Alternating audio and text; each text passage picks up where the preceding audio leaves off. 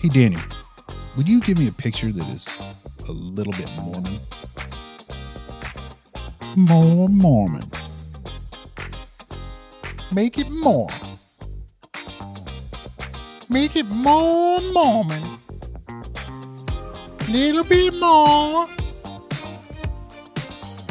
Just a teach more. Yeah, more. Glenn, Yeah. good to see you, dude. You how, too. How was your week? I had a great week, man. I had a Yeah. really good week. It was spring break, and the weather was so crappy for my kids' spring break. I was so happy for them. Where did you stay in Utah? Yeah, and we went out and did a little ranch work, and of course there was a blizzard that day. So only at the ranch, Yeah. you know. So we're out there like getting pelted. Nice. I'm like, and then now that it's not spring break, it's 70 degrees every day, so that's kind of cool. That's perfect. That's How about perfect. yeah? How about you? I had a good week. Got my hairs cut. My family left to go to spring break in Oregon, so it was just me and my son Thor, who currently has a mustache, but it was awesome hanging out with him. And then on Saturday, had a cool opportunity to go to General Conference, the first session. That is cool. Got to sit in the balcony for the first time. I forget how big that building is. The building is enormous. You look at the TVs, they kind of look like normal sized TVs where we were sitting. But then I just kind of did a quick comparison to like the people that were sitting next to him. Mm-hmm. They got to be close to 30 Saturday feet. morning session, you say? Yeah, Saturday morning session. So, cool story real quick. Kind of a funny story. We got in, and there's tons of people waiting. Tons of people didn't even get in. But then, a homeless dude came in and sat next to my son, and then he's sitting next to the lady next to him. And I thought, how cool, he's in there, and he listened to Elder Cook's talk, and then as soon as the lady after, I think it was Sister Runia, who I am related to through marriage. I don't know if I really am. My sister-in-law is her aunt. Anyway. Okay. She gave a great talk. When she started talking, he immediately fell asleep, which I get. I mean, the best sleep I've ever had. Some homeless people are misogynist. Like I get it. Not all of them, though. We're Not not all, going to but say some that. of them. Yeah, some of them. Yeah. But he started snoring really loudly.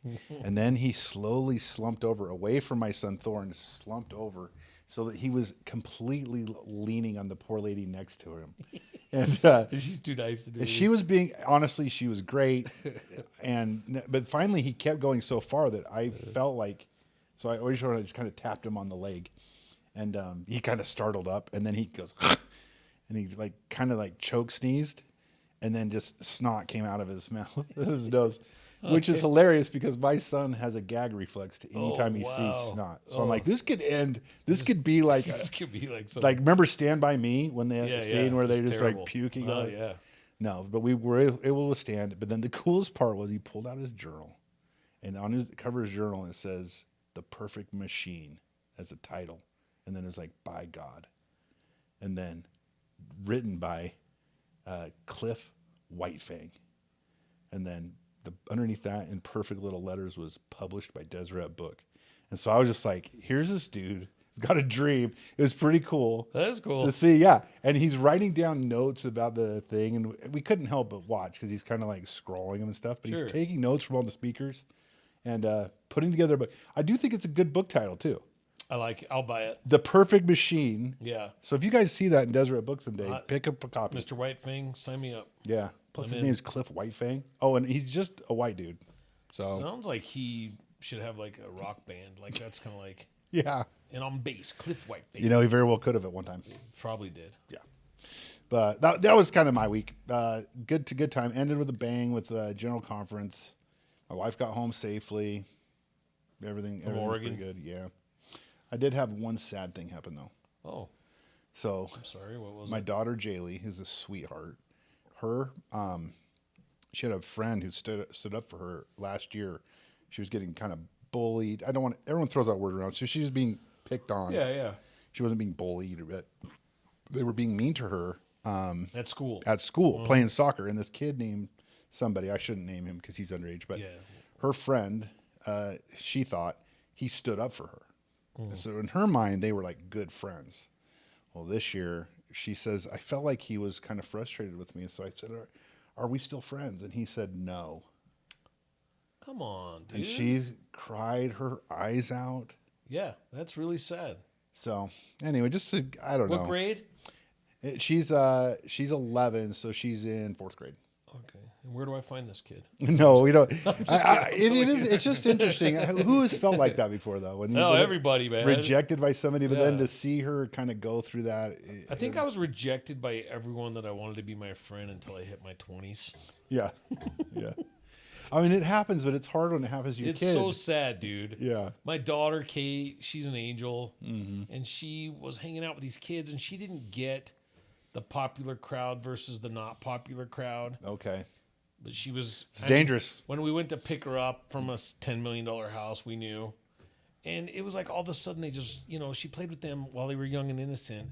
Then all of a sudden she wasn't edgy enough. Right. She's too sweet. Yeah. And, dude, she would come home and cry because she really loved these kids. She wasn't cool enough, dude. Yeah. So they just quit inviting her. And, yeah, it's sad, dude. Yeah. You do. You're You kind of got to pick a side, and she probably did the right thing. It just doesn't feel like it. No, she knows she did now.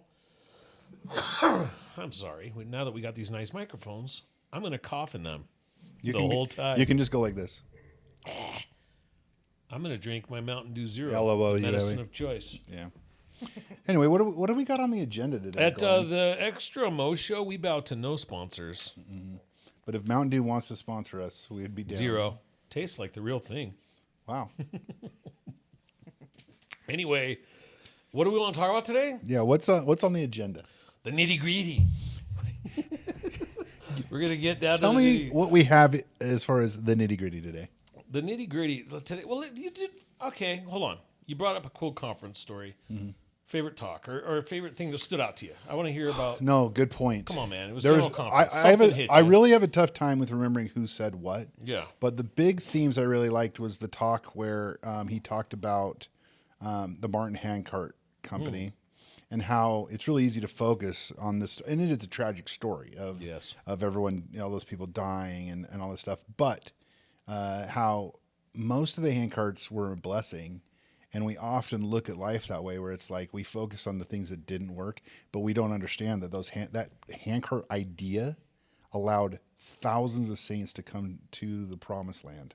Now, was there some mistakes? Yeah, there was probably some mistakes, and it allowed for some people to be heroes, right? And we focus on them and bless them, but also everyone who walked across the plains was a hero. Well, sure. And so I like that, because it's like we do that a lot, where when something goes wrong, we hyper focus on it, and then we don't count our blessings. That's something, as we are a counter to the Exmo movement. Their argument on stuff like that would be like, well, I thought they were inspired men. Yeah. Why did it go wrong? That is how they sound. Yeah. That's how I hear it. Yeah. Or that other what about this? How come someone died? Yeah. I'm like, I don't know. No, I'm with you, though. It's like they're always looking for that. And you can do, and as you guys evaluate your beliefs, and as you listen to our show, and as you deal with Exmo content, think about that. You can find, man, they were a blessing. The handcarts were a blessing, and people died. Yeah. It didn't go perfect every time.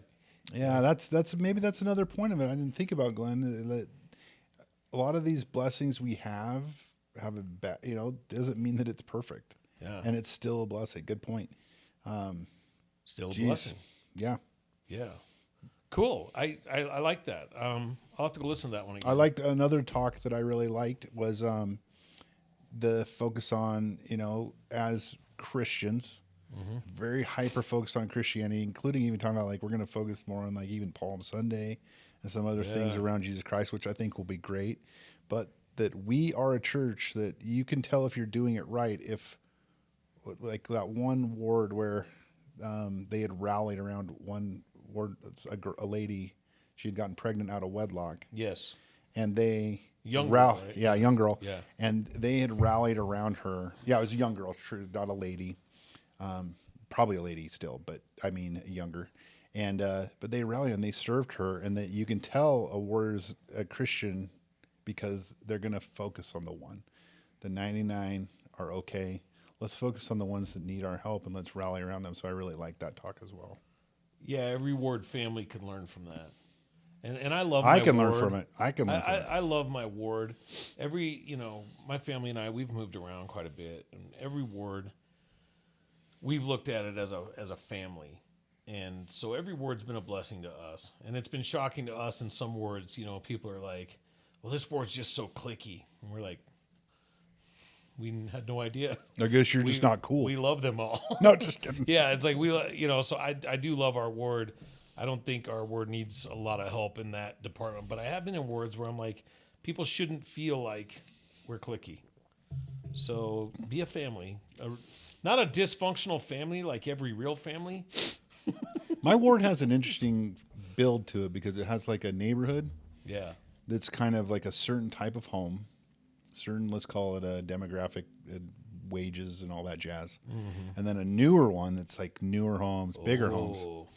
And I'm not saying that I'm not calling anybody out by any means, but it is almost like a divide because there's a physical divide. It's like you pull into these streets and it's this part of the ward, and you pull in over here and it's a different part of the ward. And there's not a lot of mixture between it. And on my part either. It's just hard to get over that geographic difference, even though we're in Utah and it's like just down the street. It's humans, right? Yeah. Well, that's cool. Those are good talks. For me, especially the content that we talk about and the things we've already talked about on some of the episodes, I loved. Let me find it. Well, I will say this while you're looking that up. Yeah, please. I noticed, Glenn, that they were talking a lot about some of the things that a lot of the expos were talking about and saying it's not right. And they were very explicit. Oh, and they came out explicitly on our stance on abortion and really spelled it out. That pissed off a lot of folks. It pissed off a lot of people on both sides. Sure. I saw a lot of people. Isn't that crazy? Yeah. That's controversial. Yeah. We revere the sanctity of life is controversial. Yeah, but then there was people pissed that we allow IVF and Catholics are and that upset. if the mother could die, that you could have an abortion. So then it's like you can't please everybody, and that's why it's so nice to have prophets, so that we can follow them. Yeah, there's so much to unravel right there. Like, we could do that on another episode. We could talk about that for an hour. Yeah, and guys, if you're ever to a point where you're right no matter what, you're wrong. Stop thinking that. Like, stop being that way.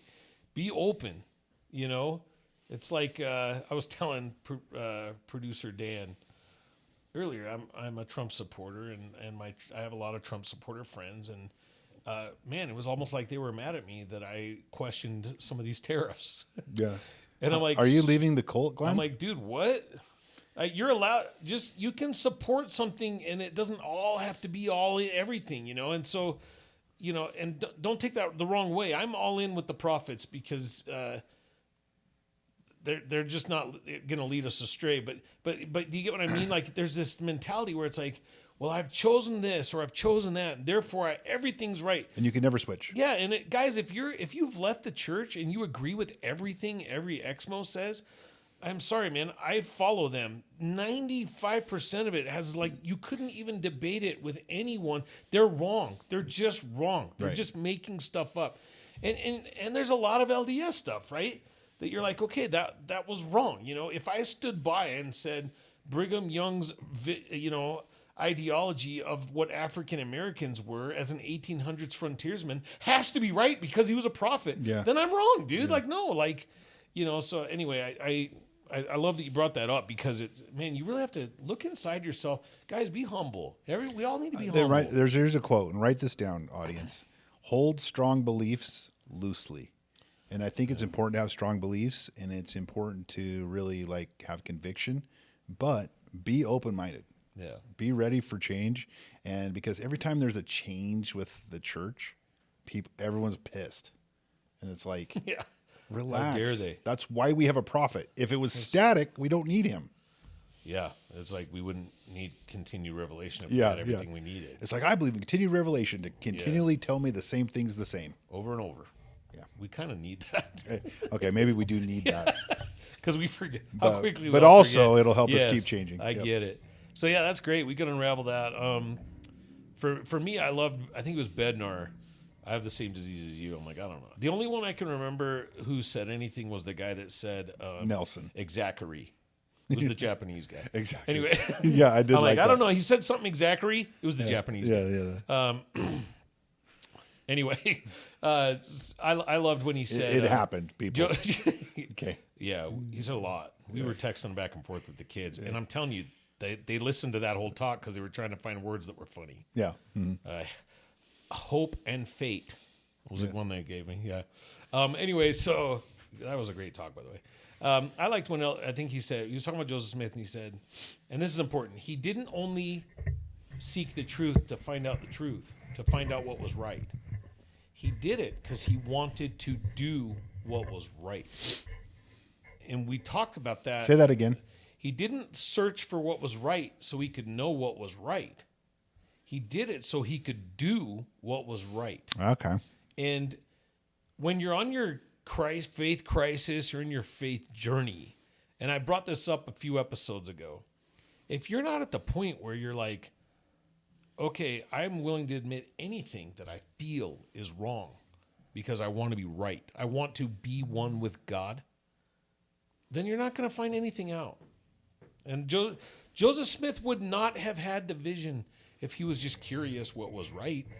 You're not going to get answers to your prayers that are for sure. So what do you mean? Just curious. So when you're in that state and you're maybe having a faith crisis, yeah. What's the thing, the alignment or the mindset that you think you should be having? I think you need to first, like we talked about, prepare through a sanctification process, and then be like, my whole intention for wanting to know is because I want to please God. And the way I know so many of the ex-Mormons are full of it is because no matter what religion is true or not true, if there's a God, 90% of the stances you folks take are wrong. There's no God that's like cool with some of the stances you're taking on anything. Number one, when you get on and mock our religion or any religion and make fun and call, one of the prominent ex-Mormons with 20,000 followers, I follow all of you. You don't even know who I am. I have different profiles. One of them's Jiminy Cricket. F President Nelson, F this, F that. Like, what are you doing? Yeah. You of course you're not going to I was actually surprised on Twitter there was one that is like Catholic. Like the name's Catholic something. And I'm like, even the Catholics are piling on us? After all the things? They got real mad about the abortion thing. Like, yeah, that's true. They got real mad at that talk, It really bugs me when they put a really funny meme on there that I actually think is kind of funny. Yeah, but then it's making fun of. Because I'm like, dude, I literally just laughed at my own beliefs. It's like, gosh dang it. Yeah. But that's or that one chubby chick that puts on the banging songs. And then great music. Yeah, she's got great musical selection, but I don't know. I guess I can appreciate her art even though. Yeah, everyone's got their talents. Yeah. These are all children of God, and we do love you. But my point, that I love that part of that talk, you guys, because you don't want to know what's right just to know what's right. If your intention isn't to do what's right, no matter how uncomfortable it is, no matter what habit or thing you love or belief that you firmly believe in is going to have to go away for you to follow God, if you're not ready to just get rid of all of that, guys, I'm gonna liken it to politics. I have some Trump supporter friends who, if the prophet came out and said, we don't support Donald Trump, they'd leave the church. And it's stuff like that you get. I'm not even talking about Trump. I'm talking about anything in your life they've become a tribe that you have adopted as a personal creed that's maybe not inspired by God. If you're not willing to throw it all away for God. Well, what's that one temple recommend question? Yeah. Do you align yourself? Yeah. Yeah, I don't remember it. I was hoping you did. Yeah, you're aligning with align yourself with any groups that. But guys, what is any group? What is any group? It's Babylon. Any group is bad. Like, guys, will you sacrifice it all? I always go back to Abraham. If you don't know God enough and love God enough to walk your child to an altar, thank heavens you're never going to have to do that. But gosh, some of your creeds are things that you want to hold so tight to. Watch out, Riley or Noah. Yeah, you've got to be willing. Right? Hey, I'm going to openly admit, I don't have that faith. Not yet. I couldn't do it unless, maybe he's coming for you, Riley. If they didn't clean the room or something. No, I'm just kidding. So, but right, my point is like that stuff, you guys, you got to be willing to put it all away. if you're coming on here looking for the answer, guys, we're gonna have episodes where we get into all the crap that's in the CES letter, every single point. We're gonna get into the CES letter. But the reason why we haven't got into it yet, we want you prepared to get into it. And if you're not prepared to throw everything away, then you're not going to get any answers. We're just wasting our time. So sanctify yourselves, and stop lying to yourselves. Yeah. Like, I am so frustrated with how many, and I am very involved with talking to these people. I do it a lot. And again, it comes from a place of compassion where I was there. I felt betrayed by my church. If you feel betrayed, we're here for you to help you see that you weren't betrayed. But if you're just pissed at doctrine, you're done. That there's no answer for you. If you're not going to be able to take your pride and your anger and set it aside to be told that certain doctrines are true that you don't believe, you're done. You don't care. You want God to bow to what you want. And that is not religion. But Glenn, if there was a God, he would prove himself to me. And well, man, let me tell you, he's proved himself to me, right? He's proved himself to people, right? Who said that? Oh, so many of them, right? Korihor. Yeah. I remember there's this talk. There's this talk. Say it all the time. There's this talk called "if," and how insidious of a word that is. Like, if God, even that part is terrible. So I was being sarcastic. Also, when I called the lady chubby earlier, that's because I am one, so I can say it. Well, yeah, I'm chubby. We can say fat jokes. Let's shift gears, though, Glenn. I want to get real quick, Travis, before you switch gears. I found that question you were talking about in the Temple Recommend interview. Oh, what is it? It is, do you support or promote any teachings, practices, or doctrine contrary to those of the Church of Jesus Christ of Latter-day Saints? That's the one you're talking about. Yeah. And I think that's interesting because I probably do sometimes, but I shouldn't, right? And if like you were saying, Glenn, the reason I brought that up is because they're like, if you support something like that if the prophet said explicitly don't do that, and then you're like, F you, prophet, then that's when you're probably gone too far. And I think a lot of people are saying F you, prophet, without knowing they're saying F you, prophet. Well, the COVID shot, when he came out and says the COVID shot's good, I have a lot of family members and people that really struggled with that, and that really happened. And I gave me pause, but my wife was an example for me on this, and then we'll shift gears. No, I love it. She goes, well, do I believe in the church? Do I believe in Christ? And do I believe Joseph Smith saw God? And if so, then do I believe in the prophet? And if I do, then I'm going to trust him. And if it causes me to die, so be it. And I remember looking at her like, yeah, good point. That's where I was at. Yeah. And so it's like, I'm okay looking at God going like, I died following your prophet. Yeah. Yeah. Yeah. What's the other option? Hey, that COVID shot. All those freaking Done for Donuts finally made my heart stop. I know. That's more embarrassing. We could get into a whole thing about the COVID vaccine shot, which I do agree, blah, blah, blah. I don't want to get into politics. But then at the same token, I'm going to go grab some donuts. Yeah. And it's that like, stuff's not good for you. Yeah, you should. How many ounces of Monster drink have you had today, Dad? 48. Yeah, well, I don't understand. That freaking COVID shot. Why'd you bring that up? Go clean your room. Go clean your room, yeah. All right. All seriously, though, I want conference, man. I want to get some. I want to lay some groundwork. You're talking about getting some groundwork for me, and our listeners to kind of understand, where some of this stuff originated, some of the foundational principles that originated, and maybe they even started in an innocent way at first, and then they get taken, and it starts laying these layers that then people can then take to twist things. Yeah, so when you want to start with your anti-Mormon literature, much of it, a huge percentage of it, comes from the affidavits of a couple of guys. Elastus Hurlbut, John Bennett. He was probably offended because everyone made fun of his name. Hurlbut. I hurl every time I see Hurlbut's butt. Hurlbut. Yep. Sorry, you can edit that if you want, Producer Dan, or just let our followers be like, "Come on, guys." No, anyway, I like it personally. Thank you.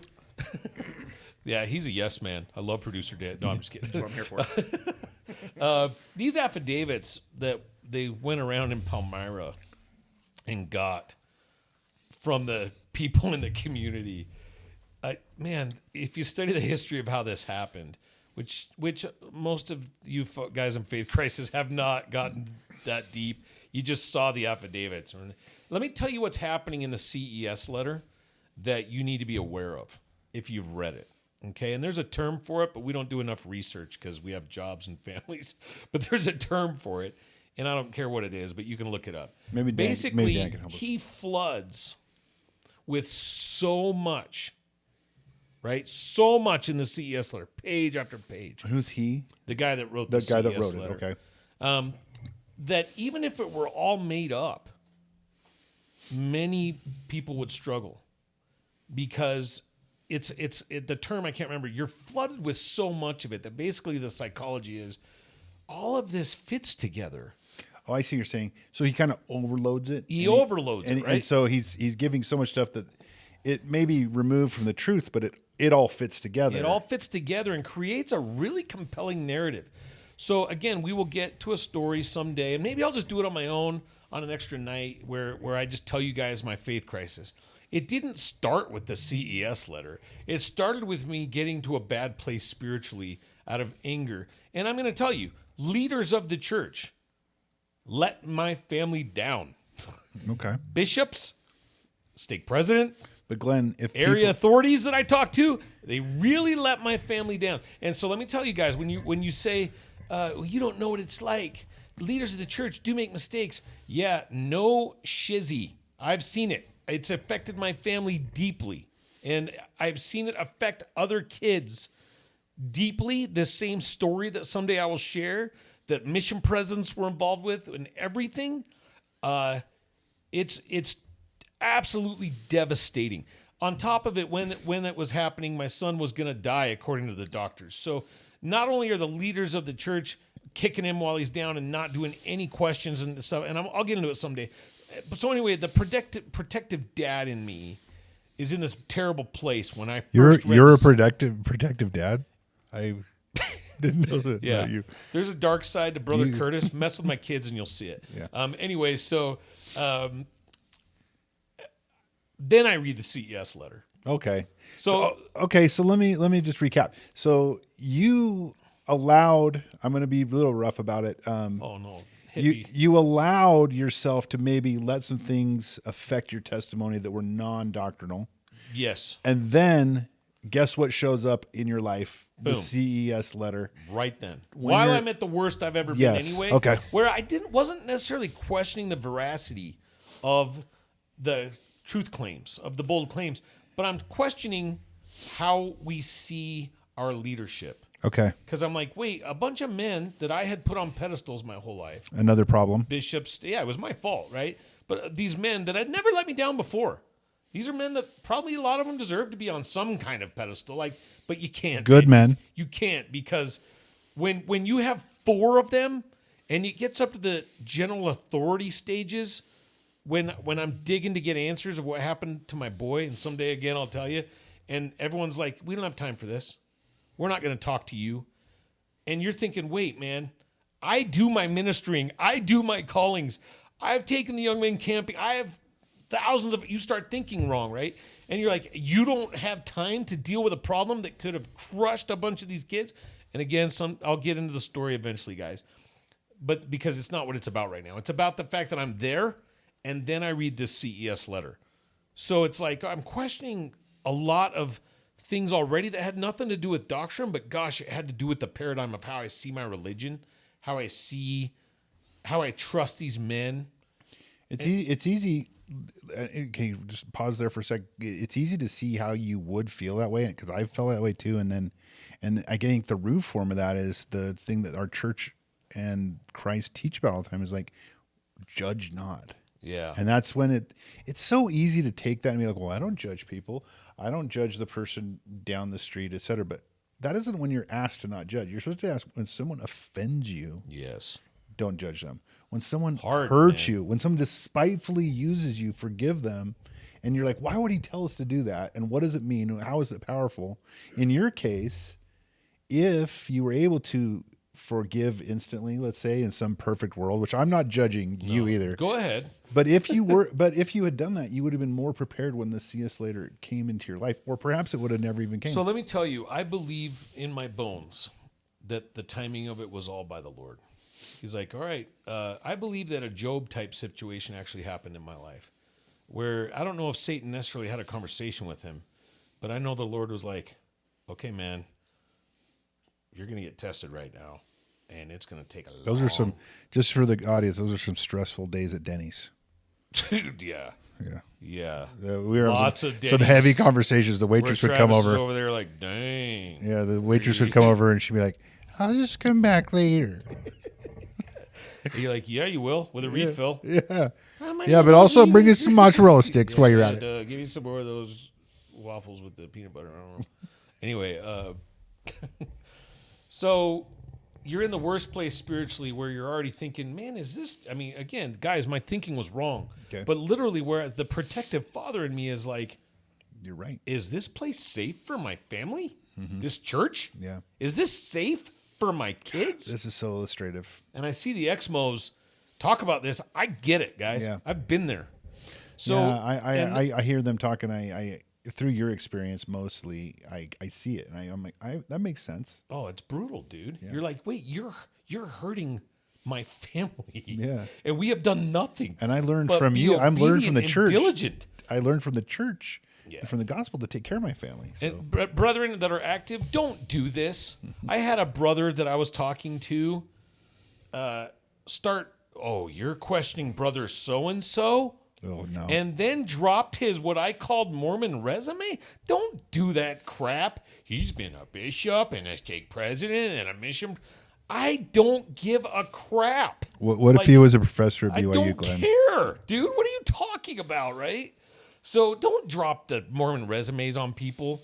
Oh, so he was supposed to serve? You know what my answer was when they dropped the Mormon resume? I said, well, then that fool should know what he's doing by now. He should know how to treat the least of these by now. Oh, that didn't go over well. And then I got yelled at for saying a swear word. Really? You love me so much that while I'm hurting this bad and say, so guys, Exmos, I get it, man. Church leaders can let you down. Been there. Hold on. And I not only did- didn't usually- realize Glenn said bad words. I actually might need to quit this podcast. You Wait said till after. naughty- We have a producer now. He can bleep them out. Oh, okay. Yeah, dude, I'll bleep whatever you guys So guys, I know what that's like. And for me, just so you know, it's almost like I'm making it up because it can't be real. The bishop let me down. I was his counselor. The stake president, my son's mission president, and an area authority all dropped the ball. Now, that being said, years later, I've had some of these men come to me with tears in their eyes, hugging me. I love these men. So don't take it wrong. But at the time, Don't get it twisted. they dropped the ball. I love them. Hey, these are men that dedicated. Yeah. Dude, they cluster screwed it up. Okay, Yeah. they did. And man, when I get in and tell this story someday, it's gonna look bad. Don't misread it, guys. We're not all perfect in the church, man. And all I learned was after I came out of the faith crisis is I will lead in the church whether I have a calling or not. Now that's the way I look at my membership. I will lead as a disciple of Christ. You don't even have to give me a calling. I will lead. I'll be an example of ministering. I'll be an example of cleaning up after parties. I'll be an example of dumping the garbages. I'll be an example of whatever you want. You don't even need to give me a calling, and I'm going to lead because that is what I decided to do as a disciple of Christ. I'll show leaders how to lead then. Don't give me a leadership calling. I'd rather not go to the meetings. I honestly prefer the service of the Lord more than the meetings. So Glenn's that more being like a said- John the Baptist, just a, Sure. a wild man just in a the wild woods. man, dude, just serving in the church. I like it. So anyway, you read the CES letter, and you don't have the Spirit with you, and then bam, you know what? It's a compelling narrative. Yeah. That's why we're going to get into it. When you look at all the anti-stuff, and you look at how it all comes together, guys, CES letter does a good job of making Joseph Smith look like an opportunist pervert. They do a great job at it, and it all comes together. And what you have to understand is when we talk about those affidavits from Hurlbut and Bennett that create a huge chunk of it. So, guys, we can take a big chunk of the CES letter and just disprove it. Because of Hurlbut and Bennett. Yeah, I mean, if you just take the affidavits of those two men alone, And that went get to rid of them. Palmyra decades after Joseph Smith lived there. Decades, dude. Hurlbut. By the way, these are two men. You guys are choosing to leave the church over two men. One, and a guy who went around sleeping and lying to women about spiritual wifery, sleeping with married women, not marrying them and sealing them in the temple like Joseph did, just having sex with them. And a guy that swore to murder the prophet, Hurlbut. So, a murderer, an adulterer, and a these are the guys that have. And they said these things years later. And there was a lot of coercion in the affidavits, right? Because a lot of people didn't remember. Hey, the Smiths weren't that. They were just people. They weren't known as these hardworking dudes. Oh, one of my favorites. Don't want to get derailed. One of my favorites of the Exmos, they just look dumb. Okay. Is the guys that are like, the Smiths were lazy treasure seekers. First off, a scientific study was done like 20 years ago on the soil. Like they literally went to Palmyra, church apologists, and measured all the farms in the area. The Smiths had one of the top 30% producing farms in the whole area. And they were one of the only ones where their sons also went and worked other people's farms. So these were like some of the hardest working people in upstate New York. Okay, the Smiths, right? So another one you can throw. My point is you can take 70 to 80% of the CES letter, just tracing those roots back to these early affidavits and remove them. And now that whole picture of this inundation of material is whittled down to a couple points, things. and now you can tackle them. But if you're just too lazy and you don't get, and that, now it's not this big narrative. Now it's like, wait, all of this other stuff is now disproven. Yeah. So now I've just got these few points. Then the CES letter loses its teeth. It's all of a sudden now it's a guy that just can't answer a couple of things. For example, for me, I read The View of the Hebrews. They like to talk about how The View of the Hebrews, this book written by another guy, Smith, two nationalities formed from these people that came from the old world. That's the story of The View of the Hebrews. Is it a novel? Is yeah, the view? It's a good book. I actually enjoyed the book, but I'm a history nerd. The View of the Hebrews is just it's a right novel. up there. Yeah, but who wrote it? It's a fictional novel. Smith, Ethan Smith. Oh well, his last name was Smith too. Yeah, Oh, my gosh. Crazy, right? Well, And the funny thing about that is I have a couple friends. We talked about a little bit. You brought up Trump earlier, but there's a book written like 100 years ago that has like Baron Trump in it, and he's a time traveler. He becomes president of the United States and all this stuff. And it's like, well, this could be a similar thing. These things happen. These coincidences happen. Yeah. That then people ascribe some sort of big meaning to, and they can mean nothing. Well, sure. Take, for example, Ethan Smith's book. Now, when you read View of the Hebrews, you're going to be like, this has nothing to do with the Book of Mormon. So to me, I almost was laughing. It's like the premise almost matches, but everything else is different. But again, you had all this other source material, and then on top of it, here's a book with the same basis as the Book of Mormon. People coming from the old world, forming two nationalities, and they war with each other. Look at that. And it's like, now hold on, guys. Do you think Ethan Smith's book was an original? Because I went to Paraguay on my mission, and I've been to the jungles of Paraguay and called the Chaco. The Chaco. Bringing up Jesus Christ visiting the Americas and them going, yeah, I know. My great grandfather used to talk about this, and it's passed through the jungle here for 1,000 years.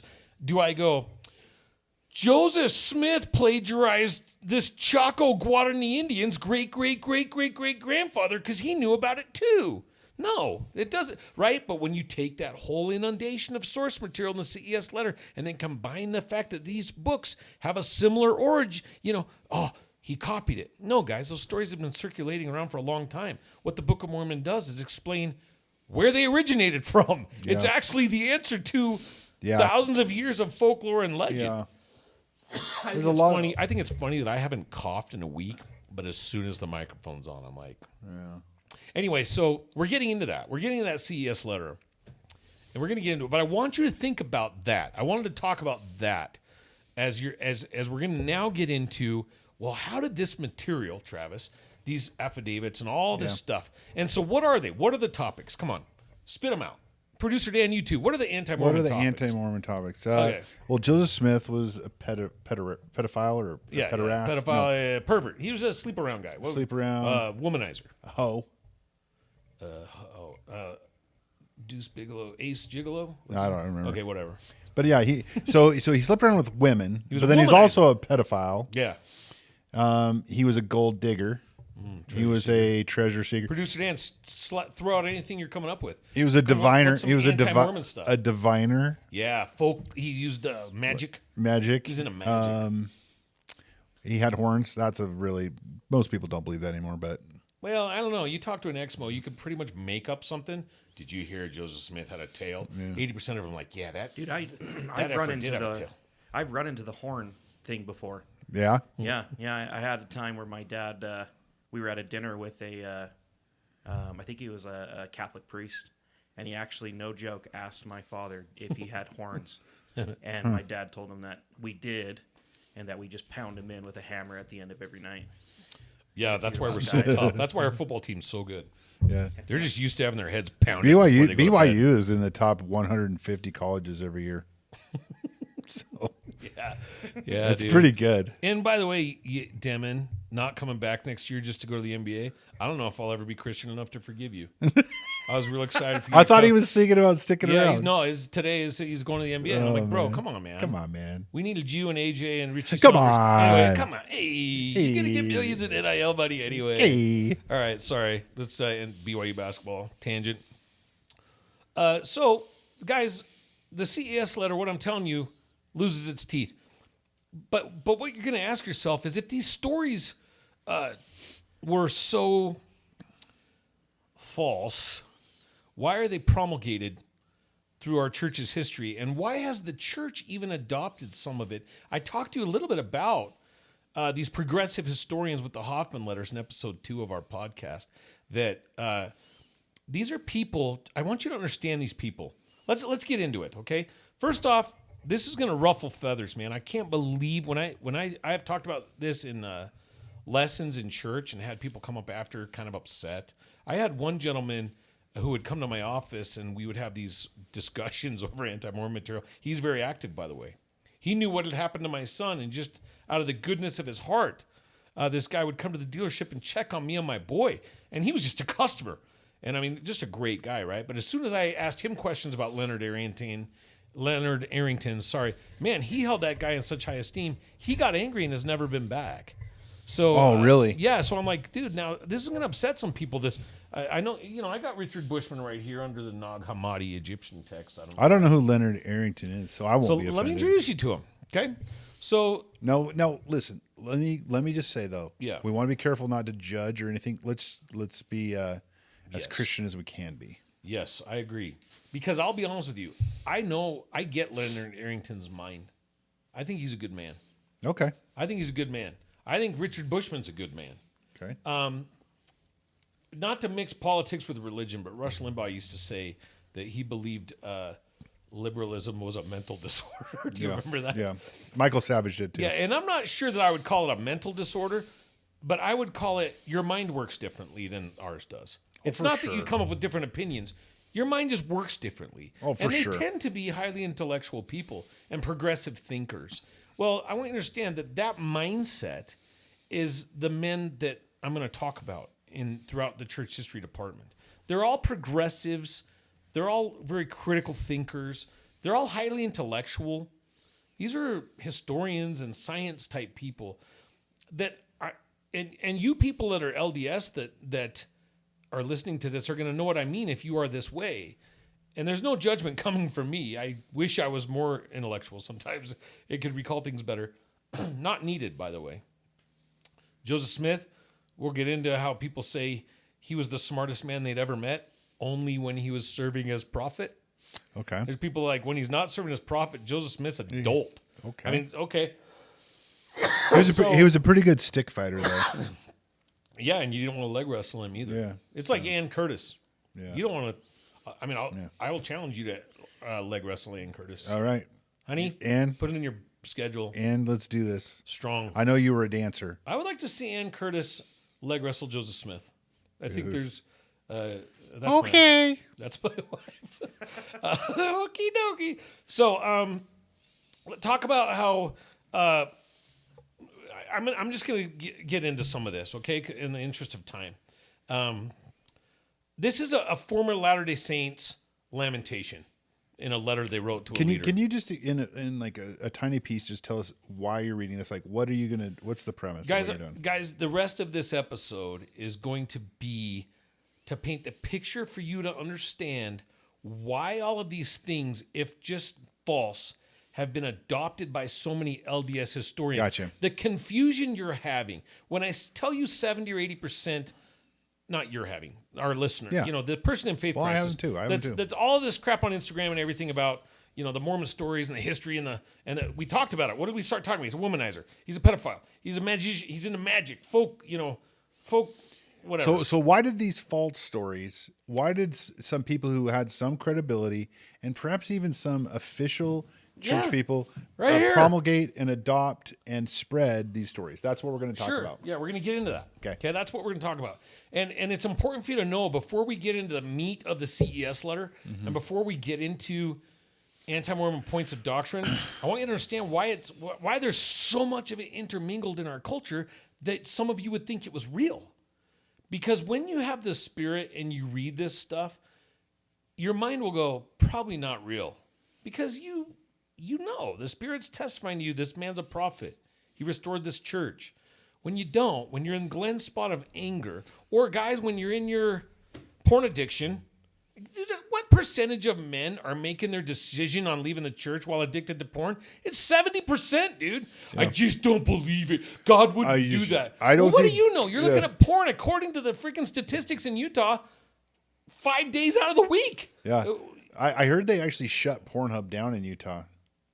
Oh, the main site? Yeah. There's so many porn sites though, right? And then our GDP went up like 7%. No, just kidding. I don't know if that second part's true. Yeah, some magazine, some dirty, all of a sudden they started producing more coal and bauxite. Some dirty magazine DVD salesman who hadn't had any sales. Gosh, Utah, we're getting orders like crazy. Door-to-door porn salesman.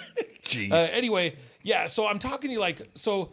You know, for me, it was this anger that I had. I was a bishopric member, counselor when all this happened. For some of you, like that, whether it's porn or just you're not treating your wife right, or you're just your language, you're watching violent movies every day, whatever it is that's driving the Spirit out of your life, just being part of Babylon, you're chasing money, you've compromised some of your principles. Guys, I have people that I love that are righteous guys that aren't looking at porn, but I know they're not feeling the Spirit because they're not honest and they're justifying crap in their businesses, right? Well, all the businesses are doing this to the banks. If I don't do it, yeah, then I won't be in business anymore. Well, then don't be in business, brother. Yeah. Because you gotta get to the temple. You gotta be worthy. So whatever you're doing, right? So be careful when you're like making these decisions when you read the CES letter or when you read all this anti-Mormon literature. That's what. Okay, let me. Glenn has said it several times. This is what he means when he says sanctify yourself. So before you're going to do any investigation, before you're going to make any decisions that are going to be eternity altering or life altering, you have to make sure you're in a good place first. And if you're not, you have to be honest with yourself. Yeah, and don't just because you're in a good place financially or you're comfortable think you're in a good place.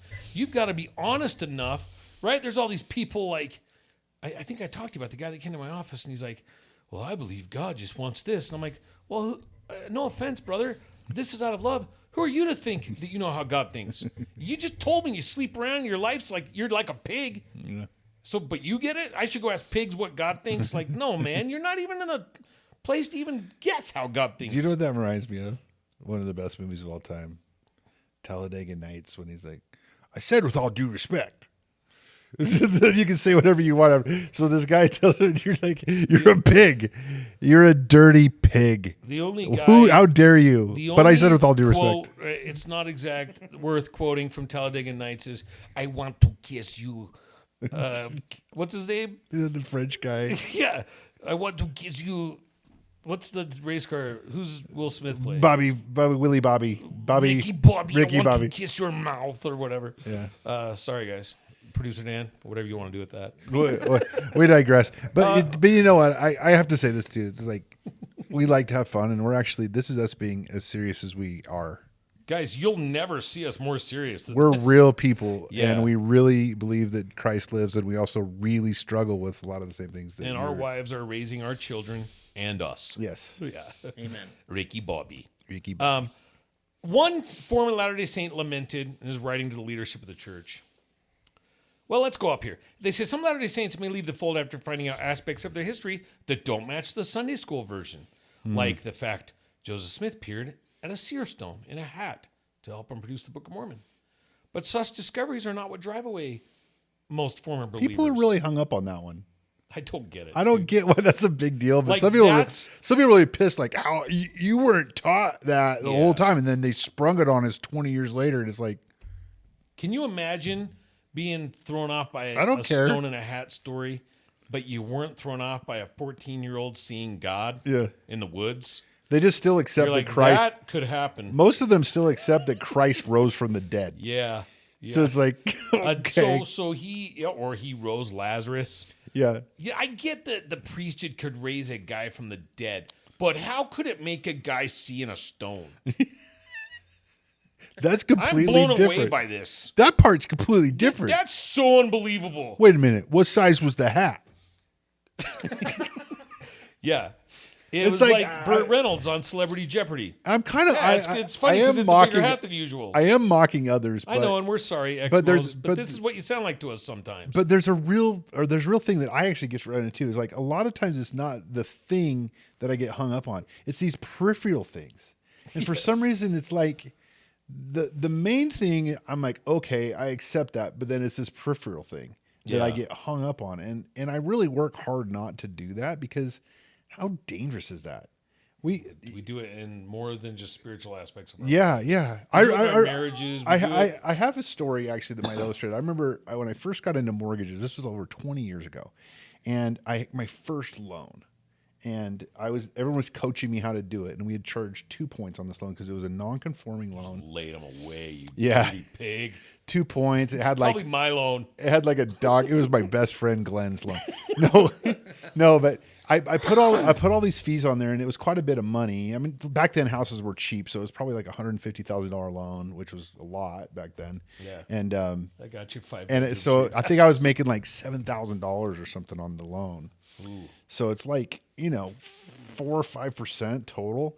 And the guy calls, and he's what is going on with these fees? He has a good faith estimate. And he's really pissed, and I don't know how to handle this. My first time, and the guy's coaching me, and he's like, "Just tell him to come down here. We'll go over it."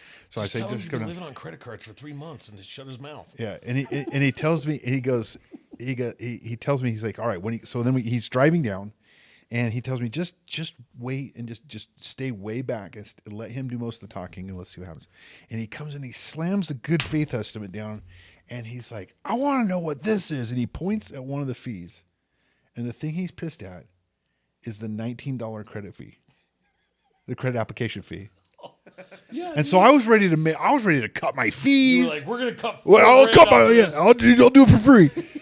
And instead, just by being quiet, the guy's angry at the $19 fee. And I think that I'm like that sometimes. And I think a lot of the expos are like that, where it's like the main thing that could actually be the problem, we don't even care about. But did Joseph Smith see the revelation inside of a hat? Yeah, I'm pissed about that. It's like when I'm at the grocery store with my wife, and I'm telling her to get the Tillamook cheese. Yeah. And she literally looks at me straight-faced and goes, "But that's $3 more than this cheese." Yeah. And then I have to remind her that we just dropped $100 at Applebee's. It's true. Pay the $3 and get me the It's Tillamook. true. I'm not going to get the premium cheese because I want to save $3. Yeah. But can we stop at my swig on the way home and pay $7 for a Coke? Yeah, we get hung up on, right? Yeah. We're joking, but guys, it's human nature, and trust me, people looking to possibly lose faith to justify, you got to be real honest with yourself, man. Tillamook, if you want to sponsor us, please. Tillamook, your freaking ice cream too is amazing. Yeah. Oh gosh, I'm craving something. Hey, Tillamook, little known fact, in the same county that Goonies was filmed in, so take that. Hey, you guys. You should have given him Tillamook cheese instead of that Snick Baby Ruth. Yeah, no, Tillamook cheese. Mm. All right. Greg Ostertag, is that you? He wasn't in that movie. I thought he was in that movie. Yeah, no, it wasn't Superman shirt. That wasn't Greg Ostertag? Nope, it wasn't. All right. You know what that reminds me of, though? What?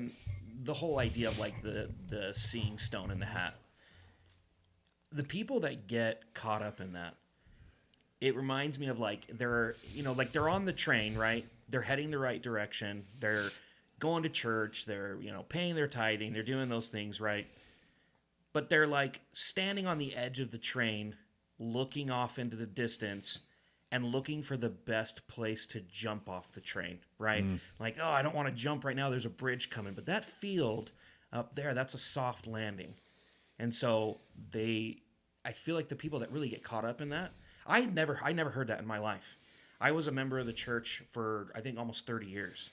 By the time someone said that in a Sunday school lesson, and I leaned over to my wife and I was like, what is he talking about? And my wife was like, no, that like for real happened. And I was like, oh, cool. And that was like the end of it, right? Mm-hmm. But I know that there was people that were in there that were like looking at each other like astonished that something like that was spoken about or even said in a Sunday school lesson. Yeah. And it's really funny to talk about the stone in the hat because even the church is like, yeah, he translated some of the Book of Mormon that way. There's no proof of that. So there's really no evidence. There's no evidence. There's no proof of that. Some of these guys that I'm going to introduce you to have said there is. And it's really, well, so-and-so who knew so-and-so said that he saw. Well, my wife brought up in passing that Joseph Smith could find water with a stick. She was fine with it. She wasn't even bringing it up in a derogatory manner. That's literally the least amazing thing he did. He's he found water with a stick. It's like, yeah, that makes sense. Yeah. I want you to think of Joseph Smith, though. I mean, dude, honestly, I'm excited to meet Joseph. There's things that he's probably not going to want to talk to me. Everyone said he was really big, but I'm actually bigger. Yeah. Well, yeah. I'm bigger than you. His brother beat him up when he was an apostle. His yeah, own brother right. was one of the apostles, beat him up in the temple. Dude, a younger brother will never beat up an older brother. No, well, he never. hurt his back anyway. Joseph's back was never the same. William Smith or what? Anyway. But imagine being Joseph and the Lord is commanding you to do all this stuff. Mm-hmm. And you've now got these abilities that you can't understand. True. I would venture to say he tried all kinds of stuff. And everyone's like, well, he even tried to translate the Kinderhook plates. And I'm like, who wouldn't? Yeah. You're like, well, I wonder if it'll work on this. I just translated the book of Abraham without even looking at the parchment. Yeah. Let me try him. Yeah. I mean, he's a false prophet. Let's give it a shot. Dude, yeah. I mean, you act like this is some expert con man. He was a farmer, you guys. That's a great point. Yeah, it's like he was probably he's trying amazed. all kinds of stuff. He's amazed too. Well, it's like polygamy when you really look at what okay, you're commanded to live polygamy. So he just brushed it off. So those of you that are like, yeah, he's a pervert. There's two things I want to bring up to you. One, if he wanted to sleep around, he was a good-looking, charismatic guy. And as we learned from John Bennett, he could have slept around without tanking the whole church with the doctrine of polygamy. Plenty of ways for him to sleep around. Yeah, he could have just Martin Luther King did. Yeah, he could have just done it, right? So then you've got the fact that he wouldn't do it. So he would just go marry women to pacify it. He was so uncomfortable. Wait. You mean he wouldn't do it? Right. He wouldn't even acknowledge they were married. He's like, okay, God told me we had to do this, and I'm nervous, so I have to do it. And so here, you're sealed to me. So those are a lot of the marriages that you guys are like, he was a pervert and he married women. As you dig into the history, which it's a big waste of your time. Like, I've done it for you. What he married was a woman whose husband's like, yeah, go ahead. I'm sick of her. But I'll keep taking care of her because she cooks for me. And I don't want anything to do with God or your stupid church. So, yeah, seal yourself to her. Oh, but Brother Curtis, you're lying because sometimes he didn't even tell the husbands. You're right. And neither did the wife. And she's telling Joseph, it doesn't matter. He doesn't even care that we're married. And then so Joseph's marrying these women for eternity in the next life. It's not like he's out freaking sleeping around with a bunch of married women. It's a lie. You guys are lying. There's none of that happened, okay? So, I'm just glad my wife can't go marry an apostle right now. She might. Yeah, she might. It's against the rules now, everybody. Now you got me reeling. Which one would Ann pick? Oh, dude, you know who it is. Hold on. Dieter. Yeah, Dieter's cool. Dieter, all the ladies are like, every time he comes on, there's like, oh my gosh, Dieter. And that dude's what, like 82? He still looked good. Yeah, that guy's legit. He's like, back in German World War accent. II when I hiked across the place. I'm like, You look like you're 58 like, years old, you dude. look good. Yeah. You don't eat Dunfer Donuts with His monsters every hair, meal. his hairline when he started was like here, and then it's just like it's coming closer to his Better looking eyebrows. the older he gets. Yeah, Lots of sauerkraut. It's funny how some of them age. airplanes, Some of them, their ears just get like, there's like a couple in Dude. their ears are like dinner plates. Bro. Like, Bro. Man, that's a big ear. Anyway, sorry, we're going off. If only. Brethren, you're amazing. We love you, brethren. Conference was amazing. But so you got Joseph like trying to figure out polygamy, right? And these people are like, he made mistakes. Well, no crap, you guys. As you would or I would. Okay? So under the premise of if Joseph Smith wasn't a liar, I can promise you this. If he was commanded to do it and they didn't give him step-by-step instructions, which that's not how Revelation has ever worked, guess what, dude? He did it wrong half the time. Yeah. So you're going to freaking crucify this guy and leave the church? Because a frontiersman in the 1800s who'd never thought of polygamy is now, commanded to live it, and he didn't execute it exactly how you think you would. Which, by the way, you don't even know how you would because you didn't live in the 1800s. You Come have on, no son. idea. Come on, son. So I'm trying to help you guys see. We've got to look through all the lenses, man. You look through it from the lens of a 2023 spoiled, rotten American who's like, the church offended me, and now I found out Joseph Smith was marrying women that were already married. It sounds terrible. I'm out. And the CES letter, and I'm out. So Glenn, when did you? Okay, I agree with what you're saying. But at one point you were on the other side where you were kind of seeing it through that lens. What was explain to us like the moment when you're like, oh, there's a lot more to this. There's different lenses. A moment, man. It was thousands of hours of reading. Oh, okay, so you were committed. Dude, big. I was getting to the bottom of it, man. And the prayers. Again, brothers and sisters, the prayers were this. I know you've been involved in my life. I know, and people, this lady today, this Exmo reached out to me. You think you know what a spiritual experience is. It's really called this kind of whatever, science explanation of these feelings you're having. No, I know what a spiritual experience is, okay? And no, it's not because science said, for you people that are like, well, everyone has spiritual experiences. You're right. You're spiritual beings. Wake up to them. Start listening to them and stop discounting them. Like her prophet is Fauci. Yeah, exactly. Yeah. So, no, exactly, dude. I get where you're at. So, look, the thing was, I know you're involved with the church. I know you've directed You're talking me, to God right now. Yeah. I know you've directed me to Sister So-and-so's house. Mm-hmm. And when I got there, she needed me and was like, I was praying for someone to help me. And you're like, okay, dude, that was God. So you had a piece of reality that really happened. And so why are you involved with this fraud? Mm-hmm. And the reason I felt it was a fraud is because what a lot of these people feel through the CES and you're talking about Joseph Smith. Yes. What a lot of these people feel about Joseph Smith through the CES letter and through these historical narratives that are false and progressive in nature is what I felt towards my leaders at the time. Yeah. To the point, brothers and guys, to the point where I was questioning the brethren because other men I had put on pedestals. Sure. These other people, they aren't even supposed to be as good as them. They're on this pedestal. If they've acted like I wouldn't have, if they've treated people like I wouldn't have in my worst spiritual condition. These are men in stake offices, area authorities, treating people like I would never, even in my worst spiritual condition, wouldn't have treated people like this. Oh, there's a brother in pain? Tough crap. We're busy. Bro, I never. So if those men and those callings can act like that, are you telling me the men in the higher up callings can't screw up? Oh, now, Glenn, here's a whole new side of Joseph Smith you never knew. Yeah. And the timing was perfect. Satan knew what he was doing in my life, dude. He knew it. Like I say, God was involved in my faith crisis. Like, Brother Curtis, you're going to do things in my kingdom, and the only way you're going to do it is if you suck this asphalt for the next couple of years of your life, just scrape your face across the asphalt in this trial that you're going to have, which someday I'll get into the details. My point is this. Yeah, I saw this new narrative, and it was easy for me to adopt, and I see why people read the CES letter and go, holy crap. The anger, the point I'm getting to here, such discoveries are not what drove away most former believers.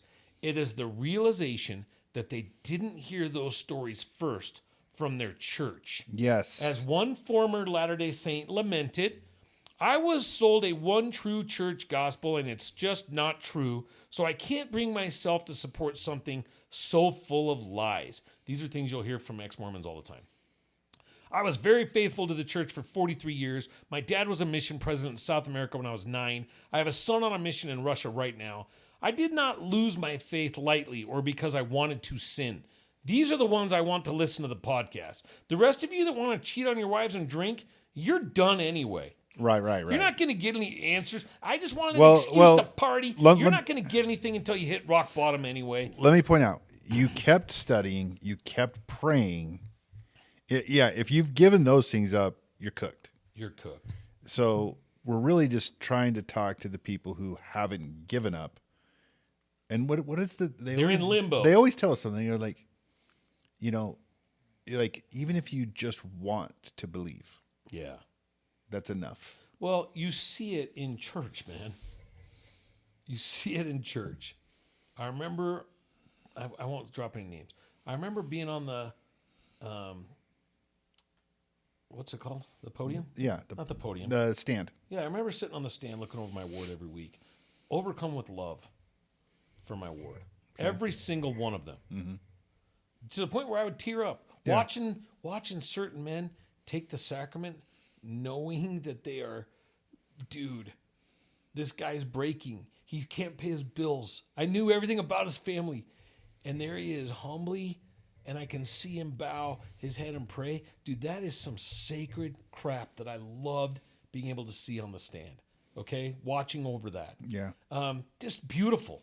Spiritual experience. The church is so sacred, man. If you understood this, if people understood the sacred stuff that's happening in that building every Sunday, right? But I would also look over that congregation and kind of lump. Don't take this wrong and say I'm judging people. I could tell what kingdoms they were in at that given moment. Mm-hmm. There's a celestial kingdom guy right now. He's living celestial law. There's a telestial guy. There's a terrestrial guy. And I know there's a lot of us in the telestial guys that are still going to church because they know it's good for their families. And they're kind of thinking, well, maybe it's true. I believe it. I don't know. But they're seeing this stuff and it's kicking their trash because they've never put in the time and the diligence to be able to know God's involved. They've never listened to the promptings and gone and had the sister and then have the Spirit confirm that they were supposed to go to that house, much less thousands of those experiences which we've had. Those of us that are anxiously engaged in the work of the Lord, guys, the Spirit is working every week, man. I get a prompting. Every week I follow a prompting. As Joseph Smith said, if you follow a prompting 100% of the time, 90% of the time you'll be right. That's what he said. So anyway, this guy... 100% of the time, 60% of the time. Yeah. Well, Sex Panther. Yeah. Yeah. It smells like gasoline. I wanted to sin. I felt completely betrayed. Like, it wasn't because I wanted to sin. I felt betrayed like I'd been told lies my whole life. It hurt a lot. That's where I was. It wasn't like I wanted to go sin. I loved the feelings of the church and the gospel.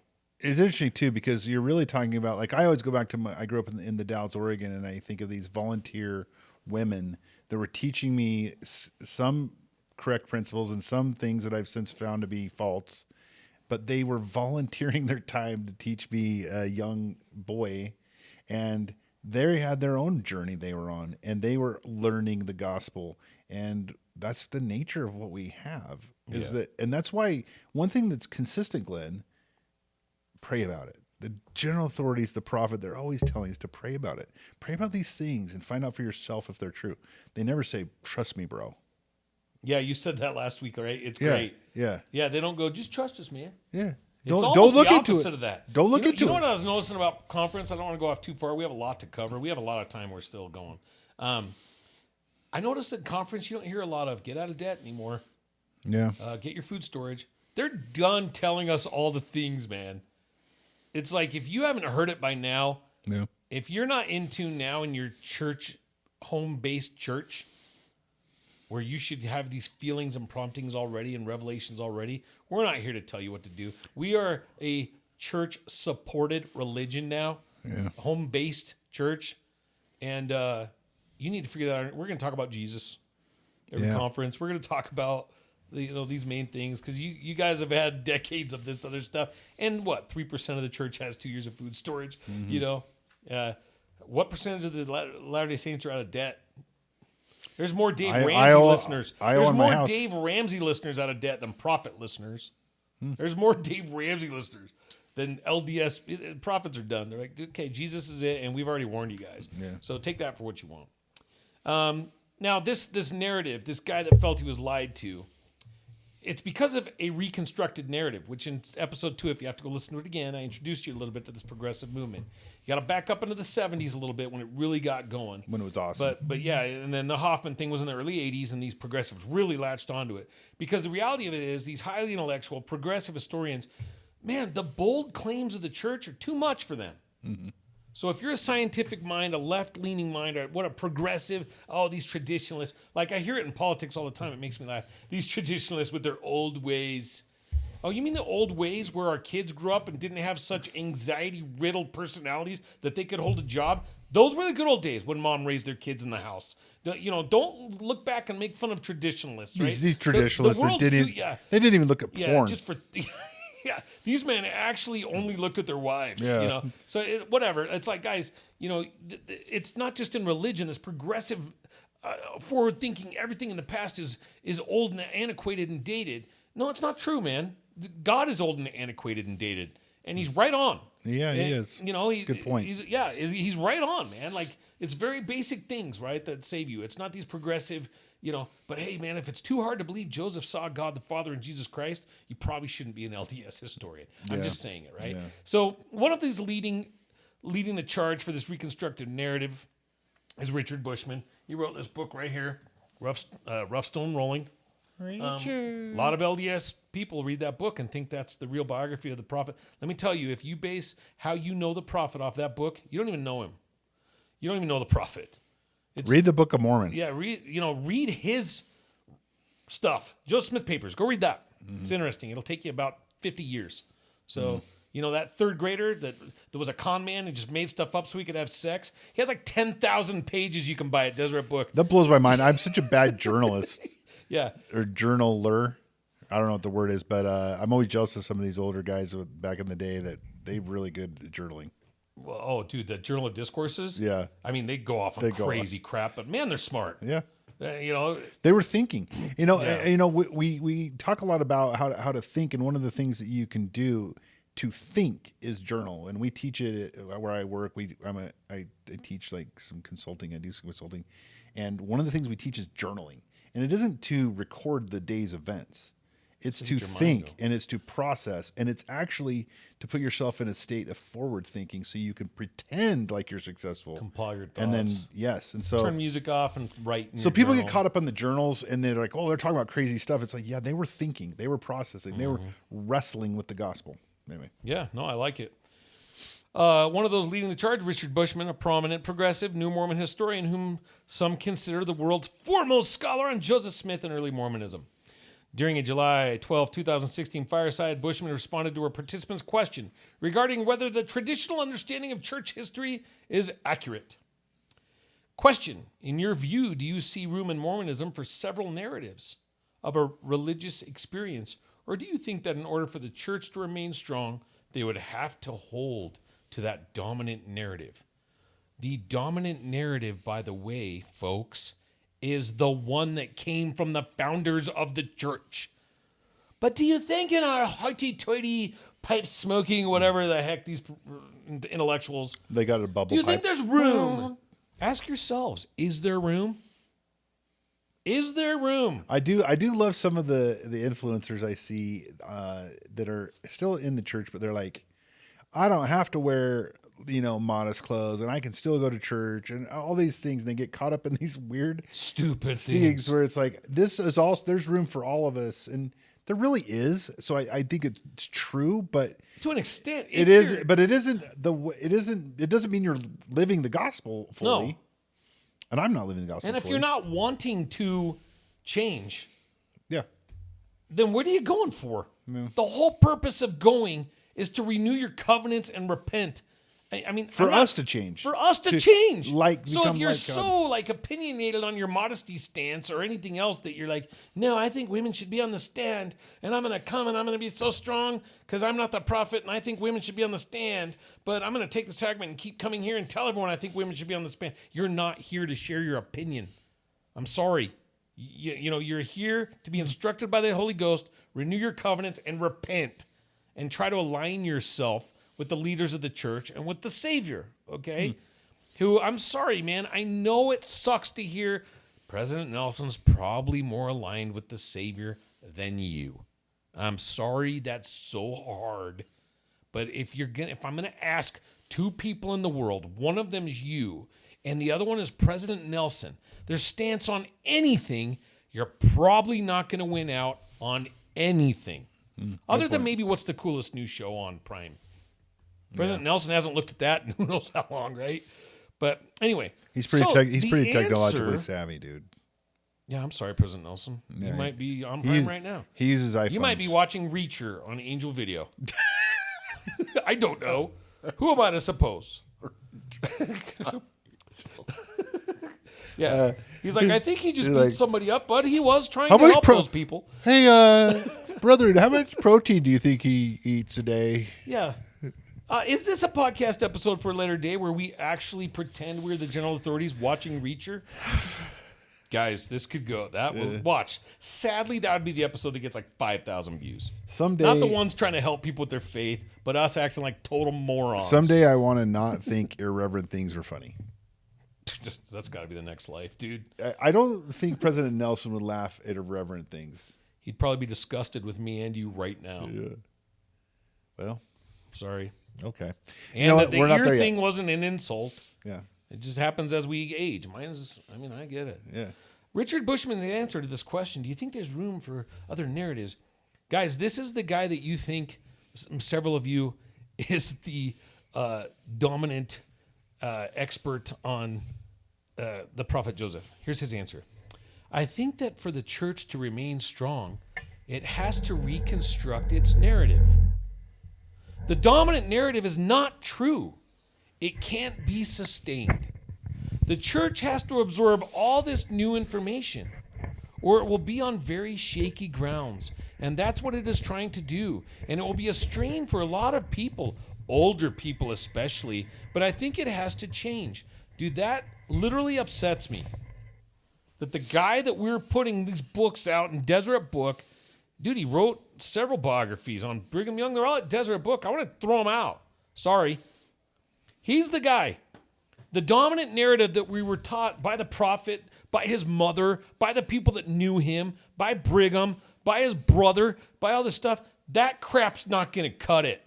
We need to now introduce all of this other stuff because the dominant narrative is not true. Excuse me? And also it's like, well, so then who did you go to? Like, who's left? You take out the people who loved him and were around him. It wasn't like now where you can have 600 friends on Facebook or something. It's like he had pretty small channels of communication back then. And so then we're taking this narrative from who, Glenn? Who does he get the narrative from to write this? Exactly. It's from all the affidavits, from all the stories. He had to accumulate everything and create his own narrative. Why? Because a guy who didn't even believe the foundation of our church was true is writing Mormon history, and we're gobbling it up until my hero, one of my favorite prophets ever, Ezra Taft Benson, not just because he's a constitutionalist, because he dropped a freaking hammer on these dudes. He's going to the brethren every week. Get rid of these guys, okay? I consider Rough Stone Rolling a reconstructed narrative. It was shocking to some people. They could not bear to have the old story disrupted in any way.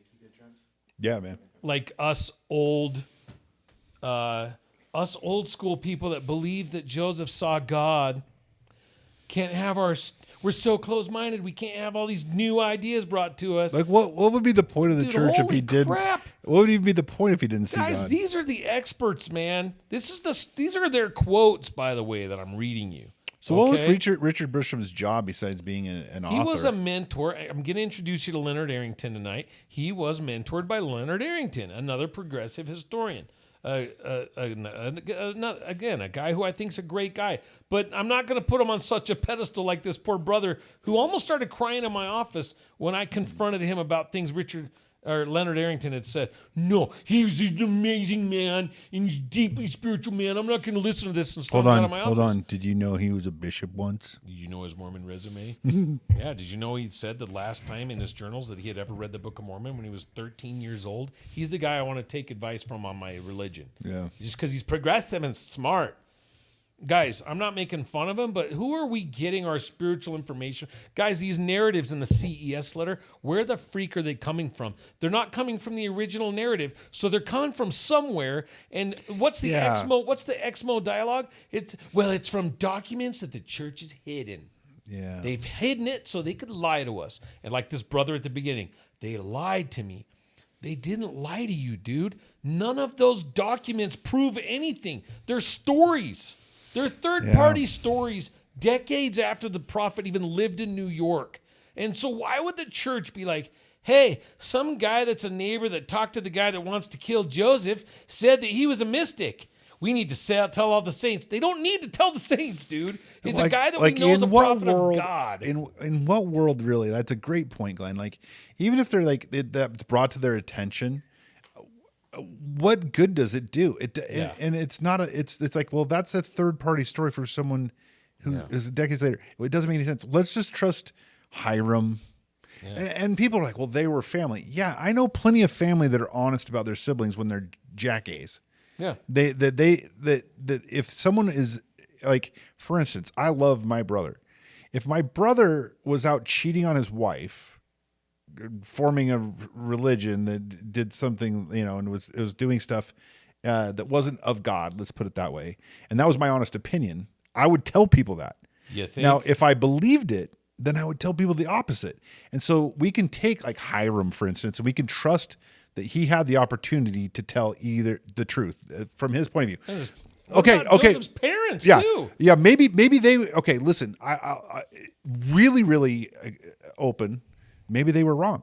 Okay, but the point is, their opinion, consistent opinion, was that Joseph Smith saw God and that he loved God and that the church was true. And then we're going to throw that out and take freaking neighbor down the road. We got some new documents, man. Yeah, we found it in letter. We found them. Yep. So it doesn't make any sense. Guys, a lot of the anti-Mormon stuff we found was uncovered by Joseph Fielding Smith. We talked about it before, where he was trying to prove Joseph was a polygamist. Yeah. Because, no one even knew. We're talking to the 1940s, man. No one even knew, So, but you know everything now. But Richard Bushman knows. Yeah. Leonard Arrington knows. All you Exmos. John DeLynne's the expert. But no one in the church knew. We had a literal church leader had to go research if Joseph was even a polygamist. 100 years later, but John DeLynne knows. John DeLynne's because he has access to a document that Richard Bushman and people in the LDS Church History Department themselves have found. These are people that don't even believe the original narrative. They don't even believe Joseph saw God in Jesus Christ. Okay, but these are the ones that have allowed you poor folks. I'm not making fun of you. I was there. I said at the beginning of the episode, I was there. I was pissed that I'd been lied to just like you. You weren't betrayed, guys. You weren't lied to. Well, you were, just not by your church. Watching John DeLynne be so excited when these people come and their whole life has been ruptured, and my heart goes out to him, but to watch him just be so excited about it is just the grossest thing I've ever seen. But Travis, think of all the money the therapists are making helping people transition out of the faith because they've been so brainwashed and abused by this story of, oh, wait, what is it again? Oh, yeah, Jesus loves you and you can be forgiven for your sins? Oh, heaven forbid. And a high-demand religion. They make you do callings. Oh, wait, no, they don't. They ask you if you will and you can willingly say yes or no. They make you pay tithing. No, they don't. Well, then they don't let you go to the temple if you don't. Why do you want to go? If you don't want to pay tithing, why do you? None of you need therapy to leave the church, man. None of you. You're freaking fine. Producer Dan, I'm so sorry I'm passionate tonight.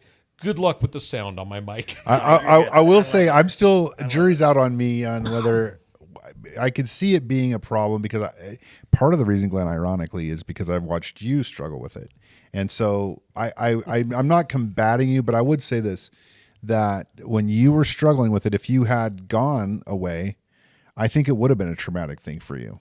I would have come back. I'm just saying. Because I know. I don't care what religion's true. God's real.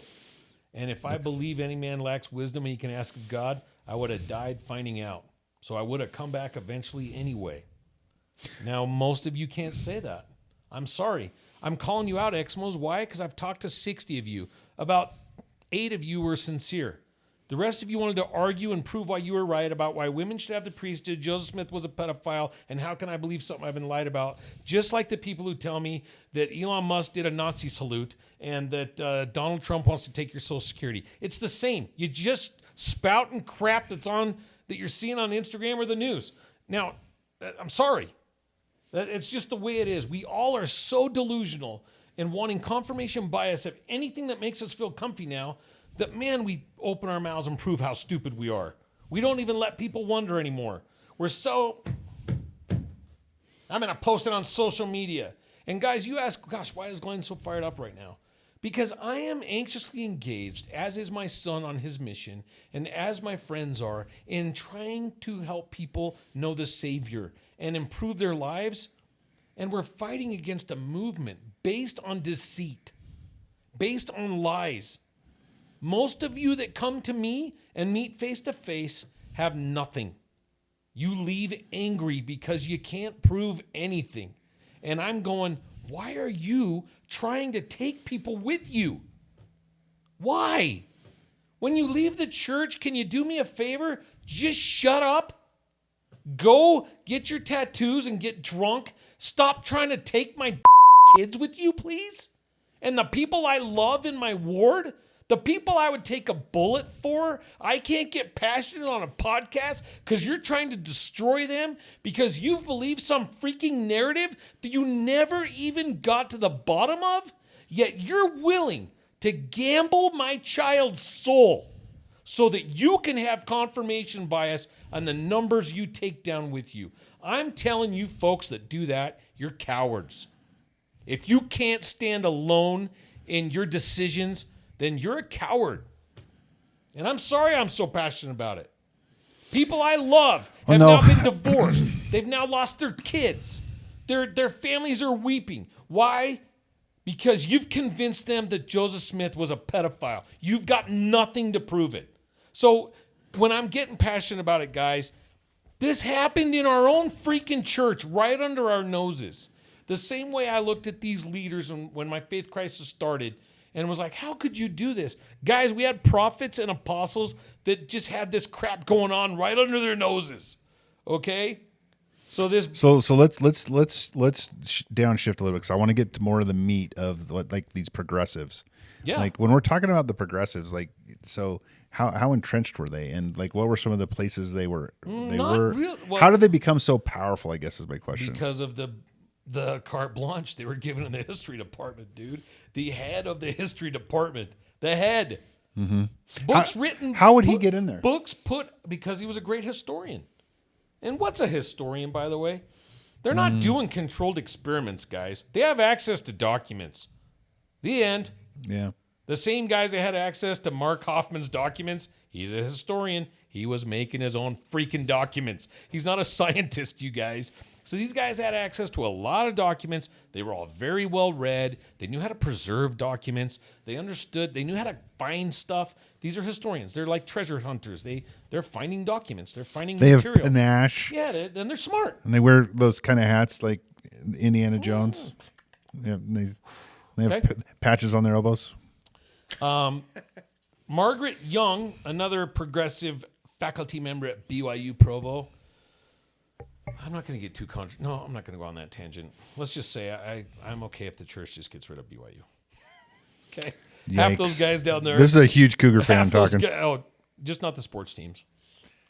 It's only sports teams. We're just a college of sports and religion because the rest of that, a lot of that faculty, holy smokes. I get entrenched in your Eskimo community, guys, and I know all of you. And why the heck are half of you progressives faculty at our church school where you make fun of poor Elder Holland for giving a speech about the LGBTQ? You got staff members at BYU ripping on apostles? Fire them. Is it a church school? Then fire these freaking guys, dude. That was wild because even the thing, I intellectually understand what their argument is on that Holland talk, but it's a weak one. That wasn't... Oh, so weak. It really does. You brought the kind of the Elon salute. It reminds me of that where it's like, yeah, you're barely making it connect, and it's barely connecting, but you're making that into a giant mountain. And then they, some of them, they like to argue with me. They've all tried to prove me wrong a bunch of times. 0 for 5,000, by the way, you guys. What do you have to think about the Elder Holland? What about this and then what about that? And the muskets. Elder First off, Holland's did you ever amazing. Listen to the talk about the muskets. Come on. Elder Holland's amazing, by the way. He's such a rock star. kind man, but there definitely he my was. wife's favorite apostle, by the way, amazing, dude. because he is so kind. He's amazing. And his wife, I listened to a talk from his wife last week that she had given. It was freaking amazing about simplification. Anyway, my bishop. It makes me sad because I actually heard him. I don't remember if I heard him say it or someone talked about maybe he felt so bad that people felt that he had made people feel bad. Travis, he wept. And my point to the people that called me wanting to crucify poor Elder Holland was, hey, guys, forget religion. Let's just talk about God. When's the last time you wept for Elder Holland's confusion? Oh, because you don't give a crap about anybody but yourself and your stance. That guy's weeping for you. It's sincere. Yeah. So at the least, he's just the most compassionate, deluded guy ever. Yeah, But that's like worst case scenario. Yeah. So you want to take some old, compassionate guy who you think's mentally Best case, deluded, I think his talk made sense. It was amazing. Yeah, It made me feel more love for the LGBTQ. Yeah, I saw it agree. from the eyes of an apostle, and I'm like, man, that would be really hard. but we also have to defend family. We also have to. I mean, it's like Defend it's faith. such a no-brainer. It's so weird to me. Margaret Young, this faculty member, how would this new church, this refined new thing, imagined by Margaret Young look if it was the polar opposite, the antithesis of the organization founded by Joseph Smith? Let's get into it. We have some awful statements from all the leaders of the church. So how can we do what we do and hold current temple recommends and know everything? There's a faculty member. This is wild. Holy crap. And know everything that was said in the past and still support the Church of Jesus Christ of Latter-day Saints. And basically it's because we don't believe in the infallibility of prophets. I don't know if anyone's ever not believed in the infallibility. I mean, I also don't believe in the infallibility of prophets. Yeah, sorry, lady. Like she's like, we're so smart. Yeah, you guys just believe they're perfect. You believe everything. And now UXMO's like, there's a lot of Mormons that do. Yeah, there's a lot of Mormons that do. There's a lot of Mormons that drink coffee. There's a lot of Mormons that look at porn. There's a lot of Mormons that cheat on their wives. There's a lot of Mormons that are human, just like you. Okay? There's a lot of Mormons that they watch The Real Housewives of Mormon County or whatever that show is. Yeah, we just drink out of our flask because we're edgy. Yeah, these yoga pants. Oh, Oops. yoga pants. Body by Vincent. I've had to just kind of pinch my nose as I read through the terrible things that have been said by past leaders of the church, understanding the damage that they've done and the damage that they Then why do they continue stick to do. around? Is it because they're getting paid? It's a good Because job. They're so smart and they're around a bunch of other people who think like them. And so they're all cozy in their smartness. And Yeah, I they're guess it's Mormons, true. so the pipes they smoke are bubble pipes. The way I see it, it's kind of like when the Salt Lake Temple was constructed on the foundation of sandstone. We won't get into all that. As we move further into the 21st century, without question, changes are taking place in connection with our history, she says. These changes are being directed by historians with a plan. They fix the And temple. frankly, an agenda for where they would like to move our sympathy, understanding, and opinion. So this is a Holy BYU crap. This is a BYU faculty person. Yeah, a progressive. She was in there. She knew she's And so friends she's with Bushman teaching a lot of under the kids. mentorship of Leonard Arrington. She's teaching a lot of the kids. Traditionalists believe the points of the foregoing represent the essence, the dominant narrative of the restoration event, and the true history and credible sources corroborate the particulars of this account. The evidence and the historical witnesses stand in full support of the churches and Joseph Smith's accounts. This is the traditionalists. They're ripping on traditionalists Yeah. for stuff that it's like, yeah, that's literally our testimony. That's what we believe. Progressives disagree adamantly, arguing that the dominant narrative of the church is not true. Holy crap. I just hate the word narrative Yeah, now. They've yeah, ruined yeah. that word Yeah, for me. they've ruined it. They've ruined it. Did you hear what they said at General Conference? It's all lies. Yeah. Did the foundation of the church originate as presented by Joseph Smith and his companions who affirm this narrative, or are there other skeletons in the closet? Progressives claim the church covered up its history for nearly 200 years, but the student of truth must ask, I'm a student of truth, I hope you are too, is the current faith crisis the result of unmasked history or of new interpretations? And I'm here to tell you, most of you, your faith crisis is due to that. new interpretations of history, a new narrative. Well, you can look at this even in other things, Glenn, where we look at like what people 300 years ago and what they did and said and thought, and we look at through this new view that we have with this new enlightenment that we have in the world, and we look at things through this new lens, and it doesn't. We have no nuance. We don't understand that there can be things that are changing over time, and that doesn't. Both of those things can exist at the same time and be true. And I would say that none of them are true. We're existing in this mortal state because we're fallen. And so when we look at people and we try to like reinterpret the new data, it's just like the history books. Yeah, I love it. What did I tell you that the progressives made fun of Bruce R. McConkie when he got up and said he knew those documents were false? Yeah. I mean, and he called out Hoffman. Look at that fool. What a fool. And here they are today calling the traditionalists fools. Guys, not only do I believe that the dominant narrative of the church is true, I actually believe it's understated. I believe we're not bold enough. Uh-oh. Yeah. Buckle up. I do. The restoration of the gospel of Christ, his church being restored, the work of the prophet, it's greater than most of us understand. So I believe it's been understated, right? Unbeknownst to the general church membership, the 20th century would witness an organized effort to rewrite Latter-day Saint history from within its own ranks. So I want you to go Google the swearing elders. I want you guys to go find this group of I want to be the a swearing elder. elders. Right? I am a swearing elder. We're our own group. Yeah. These were a bunch of intellectual guys. Sterling McMurrin, you can look him up. He was a teacher in the church education system. These swearing elders, these were these guys that would have these, they were like think tanks, and they'd get together and pontificate over these documents and affidavits. And, well, so what's probably is that Joseph was a mix of a righteous man with a guy that was into magic and the occult. And it's like, dude, he worked 10 farms. How much time do you think this dude had to go around doing magic tricks? I'm like, what the freak are you talking about? He like pulls a quarter out from behind a little girl's ear, and they're like, witchcraft! Hey, guys, look at this. Man, you're really dirty. I've been working for 18 straight hours. Sorry, I'm not mocking. I get it. Little did President Smith know that one of Sterling McMurrin's close friends, these CES, these swearing elders group, that they were like making fun of people for trying to be too righteous. So they'd get together and swear, and they were edgy, and They'd say naughty words. Yeah, Glenn. it's just swearing elders, dude. They probably even said the B word. I don't know. Oh, the B word. I might have just. Now see, this is my own narrative now. Hey, I owe the swearing elders an apology. I don't know if you ever said the B word. I believe it now. I'm gonna teach the new that. dominant narrative. We're gonna write a book about how you guys said the B word, and then everyone's gonna believe it. Well, I'm gonna wait 10 years, and then I'm gonna write a book about my memory of what you just said.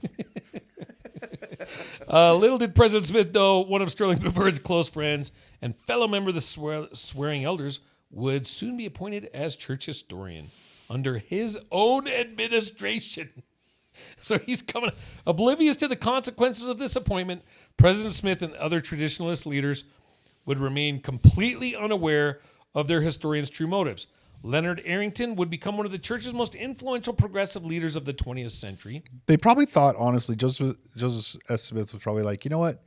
No one would ever be that evil. See, I get it. I don't think he was evil. I actually believe Leonard Arrington. When I've read some of his journals that have been released. He's a good guy, dude. Guys, that left part of you progressives, you people that are intellectual, that it all has to make sense. I'm begging you, as a brother in the priesthood, throw it away. Let me introduce you to some new knowledge. The Spirit and the Lord don't make sense. True. If you're looking for something that adds up, the Savior story doesn't even add up. It don't make sense. It's why atheists are created. God loves me so much that if I make a mistake, he had to kill his other kid. I mean, when you start to try to intellectualize the core of God and the purpose of this life, none of it makes sense. So our brain, especially you smart intellectuals, and you know who you are, man. Thank goodness we're dumb. I'm so glad to be dumb. Yeah. I'm just like, wow, the Spirit just told me something. My brain's like, I'm glad someone does, because you're an idiot. Yeah. Okay, so Leonard, known as the father of New Mormon history, he mentored hundreds of progressive historians. Hundreds, guys. But his impact left an impression on a far greater audience. His you don't need to know about his Christmas card list. Initially called as the church historian, his title was later changed to director of the history division. Leonard promoted a generation of at least 100 scholars. He mentored and shepherded a generation of intellectuals steeped in a new alternative historical narrative. Paid for by tithing. So, guys, what time is it? How are we doing? We started at 10. We're probably getting close, to be honest. What time is it? It is 11:30. Okay, so we're going an hour and a half. Yeah. Hang in there, folks. This is meaty. A few more minutes. I'm going to get into Leonard. Okay, so Leonard Arrington, in his writings, he had a faith crisis. I believe it was when he was in college. And, he got to the point where, kind of like Richard Bushman, I follow John DeLynn. I hate following all these Exmos because I'm one of their followers, and all they want is followers. They don't even want anything anymore. They just want people to look at them. We want followers because we want people's faith restored. We want to do the Lord's work, but we don't want any one of you to recognize us ever. Mm-hmm. We wish we could just wear the COVID mask. I mean, I do want to be sponsored by Mountain Dew Zero. We just want free Mountain Dew, man. Yeah, that's Done it. for donuts, we want you to come fill our... Done for donuts. Okay, fine. Done for donuts, man. That's it. And I want a better chair for producer Dan. We Oh, got good these point. nice chairs. My back hurts. I feel like I'm just kidding. Dan, I feel like I need to buy Dan one of these. Sorry, Ann. yeah. I'm good. I was just kidding. And you can sit on the floor. It's interesting. I'm gonna get to this part of Leonard Arrington's life. Again, guys, for you people that love Leonard Arrington, if this ever hits intellectuals, I know you're gonna write me nasty emails and tell me what a great guy he was. I believe he was a great guy. I believe he couldn't get his left brain, his progressive, highly intellectual, much smarter than Brother Curtis' brain, out of his spiritual way. I know so many people like that. I mean, anyway, he talks about how, and this is important to talk about. We'll finish on this concept. There's so much to get into. Don't try to solve it all. No. But listen. Arrington had an epiphany. Okay. So he had his faith crisis at college. Is this the college? This is later. He had an epiphany during the time he was involved with the Swearing Elders. So this is like dumb nickname. Intermittently, he was with them in the 50s. So this they should have been called the Wildcats. Guys, you got to remember, he was director of the Wildcats. Yeah, the Wolf Gang. What's Wolf, the guy's Wolf name? Den. Wolf. Clifton Wolf. Wolfang. What did I say? Ricky Bobby. Ricky Bobby. I want to kiss your mouth, Ricky Bobby. Okay. His time with the Swearing Elders was in the 50s, guys. He was the head of the history department in the 70s. But anyway, they met to hash out. Sterling McMurrin, and Leonard Arrington had a meeting to hash out some of these things and explore in an analytical way different aspects of Mormon life and thought. They were trying to change our religion, man, to be more mainstream. If you look at a church that's done this, the Reorganized Church of Jesus Christ of Latter-day Saints, the Community of Christ, they've gotten so progressive now. They don't even have anything to do with it. They don't even use the Book of Mormon anymore. They don't use the Book of Mormon. No, they don't anymore? believe it as canonized scripture. The women have the priesthood, right? They've done all the progressive stuff. That church is dwindling in membership, and it's great for us because then they had to sell us the Kirtland Temple, and eventually that thing's just going to go away. So, is that what these brethren wanted? Did they want us to just go away and have to sell all our properties and temples so we could stay open? Okay, that sounds progressive to me. Mm-hmm. Okay. Anyway. It's kind of like how if we just tax ourselves into oblivion, we'll be prosperous. Sorry. These guys, Sterling McMurrin, they have this meeting, right? More than that, Leonard Arrington believed God wanted him to do this. He wanted to take this narrative in this church to change the whole church, this way. An invisible higher power had now given me a commission, and the experience remained and continues to remain with me. He really felt this. Regardless of frustrations and obstacles that came to me in the years that followed, I mean, we're talking presidents of the church arguing with them, releasing him from callings. I'm sure I would love to read the parts of his journals where Ezra Taft Benson's like, hey, you're out. I'm sure he was hurt. Yeah. Because Leonard Arrington believed he was doing what he was supposed to do. I knew that God expected me to carry out a research program of his people's history and to make available that material to others. Whatever people might say about this mortal errand, I must persevere and do so in an attitude of faithfulness. That's from his writings. That could still be true, even knowing what I know now. That could be true because it could be that we are supposed to go through these types of things, and if you're on your faith crisis, it could be part of the plan. Well, I just testified earlier that it was part of my plan. Exactly. Right? Yeah. So, no one would deny that Arrington encountered a supernatural event. His whole trajectory of his life, everything he was passionate about changed from that moment. Every religion. Here's the last thing I want to end this tonight on. Okay. And we'll continue And pick up where we left off. next time. We've got to get done with this. These historians, you guys have got to know what's going on. Okay. Every major religion has members who claim the same thing. God or God's spirit bore witness to them that their religion, their prophet, their pope, their leaders, and teachings are true. Okay? This is where a lot of ex-Mos argue with me. Everyone believes their religion is true. Sure. Everyone. Sure. Everyone believes that. Everyone's felt that. Okay.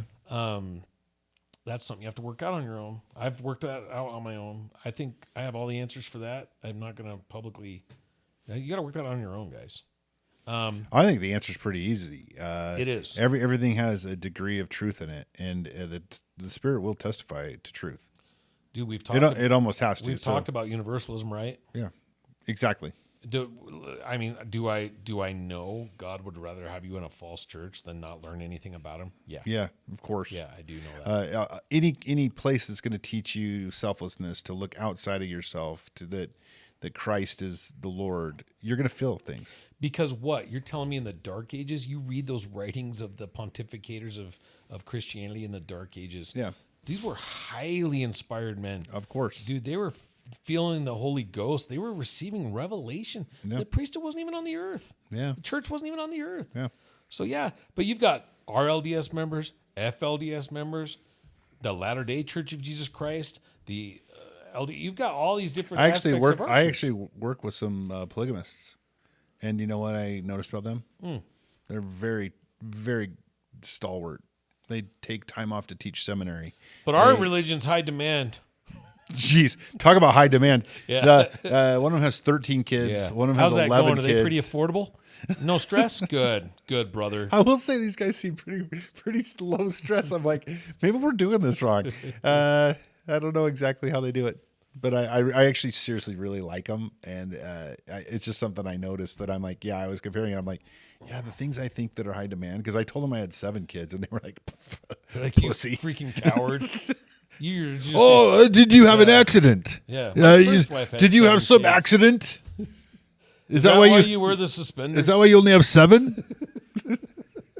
They were almost mocking me, bro. It's freaking hilarious. So you know what, man? I'm feeling like maybe the way to go is to wrap this up with something and just kind of be done with all of it. You guys get what happened. I don't know how much detail you want. Can I try to sum up and then you correct me? Well, do that in a second. Okay. Okay? Because I want to end on a positive note. All right. Because I get so passionate about...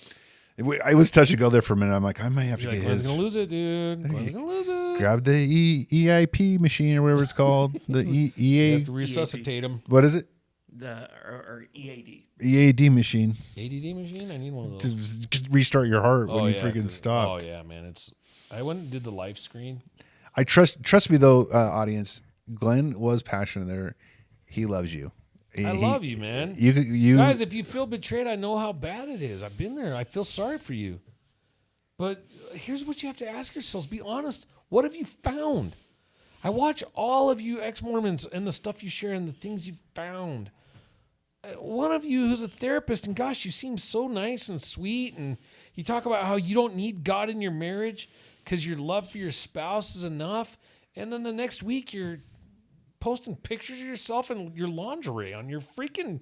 What are you doing? Hey, I'm what just are curious, people Glenn. finding? I'm just curious. Asking for a friend, like what's the? No, I'm just kidding. Yeah, I'm not sure on that one. But Ann, you can't delete it. I got to do research for the podcast. No, I'm just kidding. Totally inappropriate. Just doing research on it. But why are you posting it? Like you guys are saying you don't need it. And please don't take this wrong. But I see you reaching to find something. Yeah. In every one of your posts, you're reaching to find something. Yeah. And guys, it's in the faith that you left. What you're trying to find is in the faith that you left. Yeah. You don't need to do that stuff. You don't need all these followers. You don't need all these followers. You need to follow Christ We and need- have no followers, dude. You need no followers. We need our 30 followers. Well, that's subscribers. Oh, subscribers. We have some followers that just aren't courageous enough to subscribe. Let me tell you what's going on, by the way. No one can freaking find us. It's true. If they can't get a link on our Facebook, they can't find us. I've had 30 people be like, I can't find your podcast. And I'm like, sorry. Yeah. So we're going to figure out how to do that, right, Producer Dan? Oh, yeah. Yeah. They're going to find us. You're going to end up being able to find us. Here's a quote by John Taylor to finish up. Okay. Who was Joseph Smith? The Book of Mormon tells us he was of the seed of Joseph that was sold into Egypt, and hence he was selected as Abraham was to fulfill a work upon the earth. God chose this young man. Why do we have to change this narrative? God chose this young man. He was ignorant of letters as the world has it, but the most profoundly learned and intelligent man that I ever met in my life. And I have traveled hundreds of thousands of miles, been on different continents, and mingled among all classes and creeds of people. Yet I have never met a man so intelligent as the prophet Joseph. And where did he get his intelligence from? For all of you intellectuals who struggle, answer your question here. Not from the logic or science or philosophy of the day, but he obtained it through the revelation of God, made known to him through the medium of the everlasting gospel. And we'll end on that because what he's saying is all the thousands of hours of research that Brother Curtis did because he's a weirdo, you don't even need. I told you guys when I came out of that crisis, I was rewarded. There were moments, and some of you brethren that have experienced some of this will know what I mean, where I feel like I received years of knowledge in 30 seconds. So when a man's telling you he's traveled the world and dealt with every class of people, and he's tested. Now, I granted, it's not as reliable as an affidavit from a guy that wants to kill the prophet that he found from someone that lived in this town 30 years later. I get that. It's just a guy that knew him who ended up becoming a prophet. The smartest man he ever met had almost no learning from men or the philosophies or sciences of the day, but from the Holy Ghost. So what does that mean? Travis, if they know that God is not a respecter of persons, then that means that you can find that knowledge too. And stop arguing on social media about it, and stop claiming you're right and staking your flag because you're right no matter what, and swallow your pride and go before the Lord in humility. And if he's telling you the LDS church is not true, which many of you have said, I have prayed and I've received revelation too that it's not true, then I'm like, man, that's sad that the Lord stopped there for you.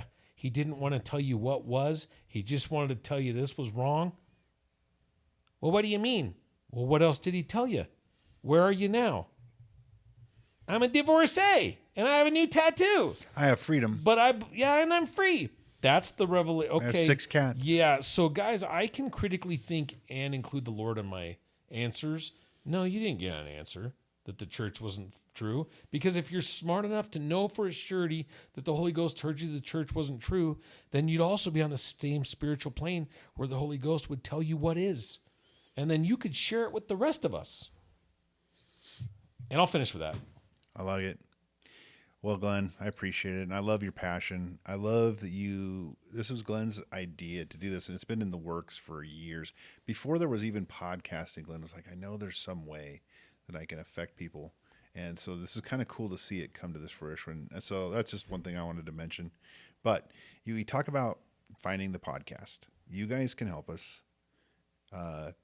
If you dig in, figure out, and you're somehow watching this because you know us or you see our Facebook link somewhere, please like it, subscribe, and if you can, take a second and comment. Even if you want to comment about how, for some reason, I forgot that I left my suspenders on, or if you want to talk about how good Glenn looks in brown, outfit, whatever you want to do. But What particularly, can Brown do for you? particularly, it'd be great if you went in and maybe left a thought about what you thought about General Conference, or maybe you disagree with some of the comments that we made, or maybe you agree and like to add your testimony so that we can strengthen other people's. But subscribe, Travis, can I interrupt comment. you right there? I love that. Please, guys, I'm passionate about my belief. Tell me where I'm wrong, please. I will tell you this in all sincerity. We're not presupposing we're right. I'm humble enough to be, dude. I want to know when I'm wrong. I want to. I don't want to hear it from my wife as often as I do. So, Ann, I know that this doesn't. Ann, this no doesn't need to count. comment, Ann. Yeah, no Ann, need to. You don't need to. But everyone else, please tell me where we're wrong. No. Tell me what, and please provide your sources, please. No. Okay. So, subscribe, comment. We'll see you next time. And we love you. And producer Dan, you have to say something. Love you guys. We don't hide stay true producer to the Dan faith. because he's ugly. He's not ugly. We just don't have the couch here yet. He's It's too being good. delivered tomorrow. He's actually too good looking.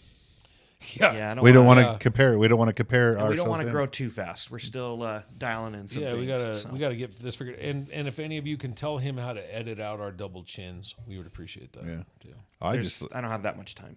So If you could just edit the head of that guy that was in Fifth Element that had the lazy eye. Bruce Willis. It was the Bruce Willis movie, but I want to be the that black movie, guy that was yeah, like the yeah, president. Ricky Bobby, I love you. All right. See you guys. Bye.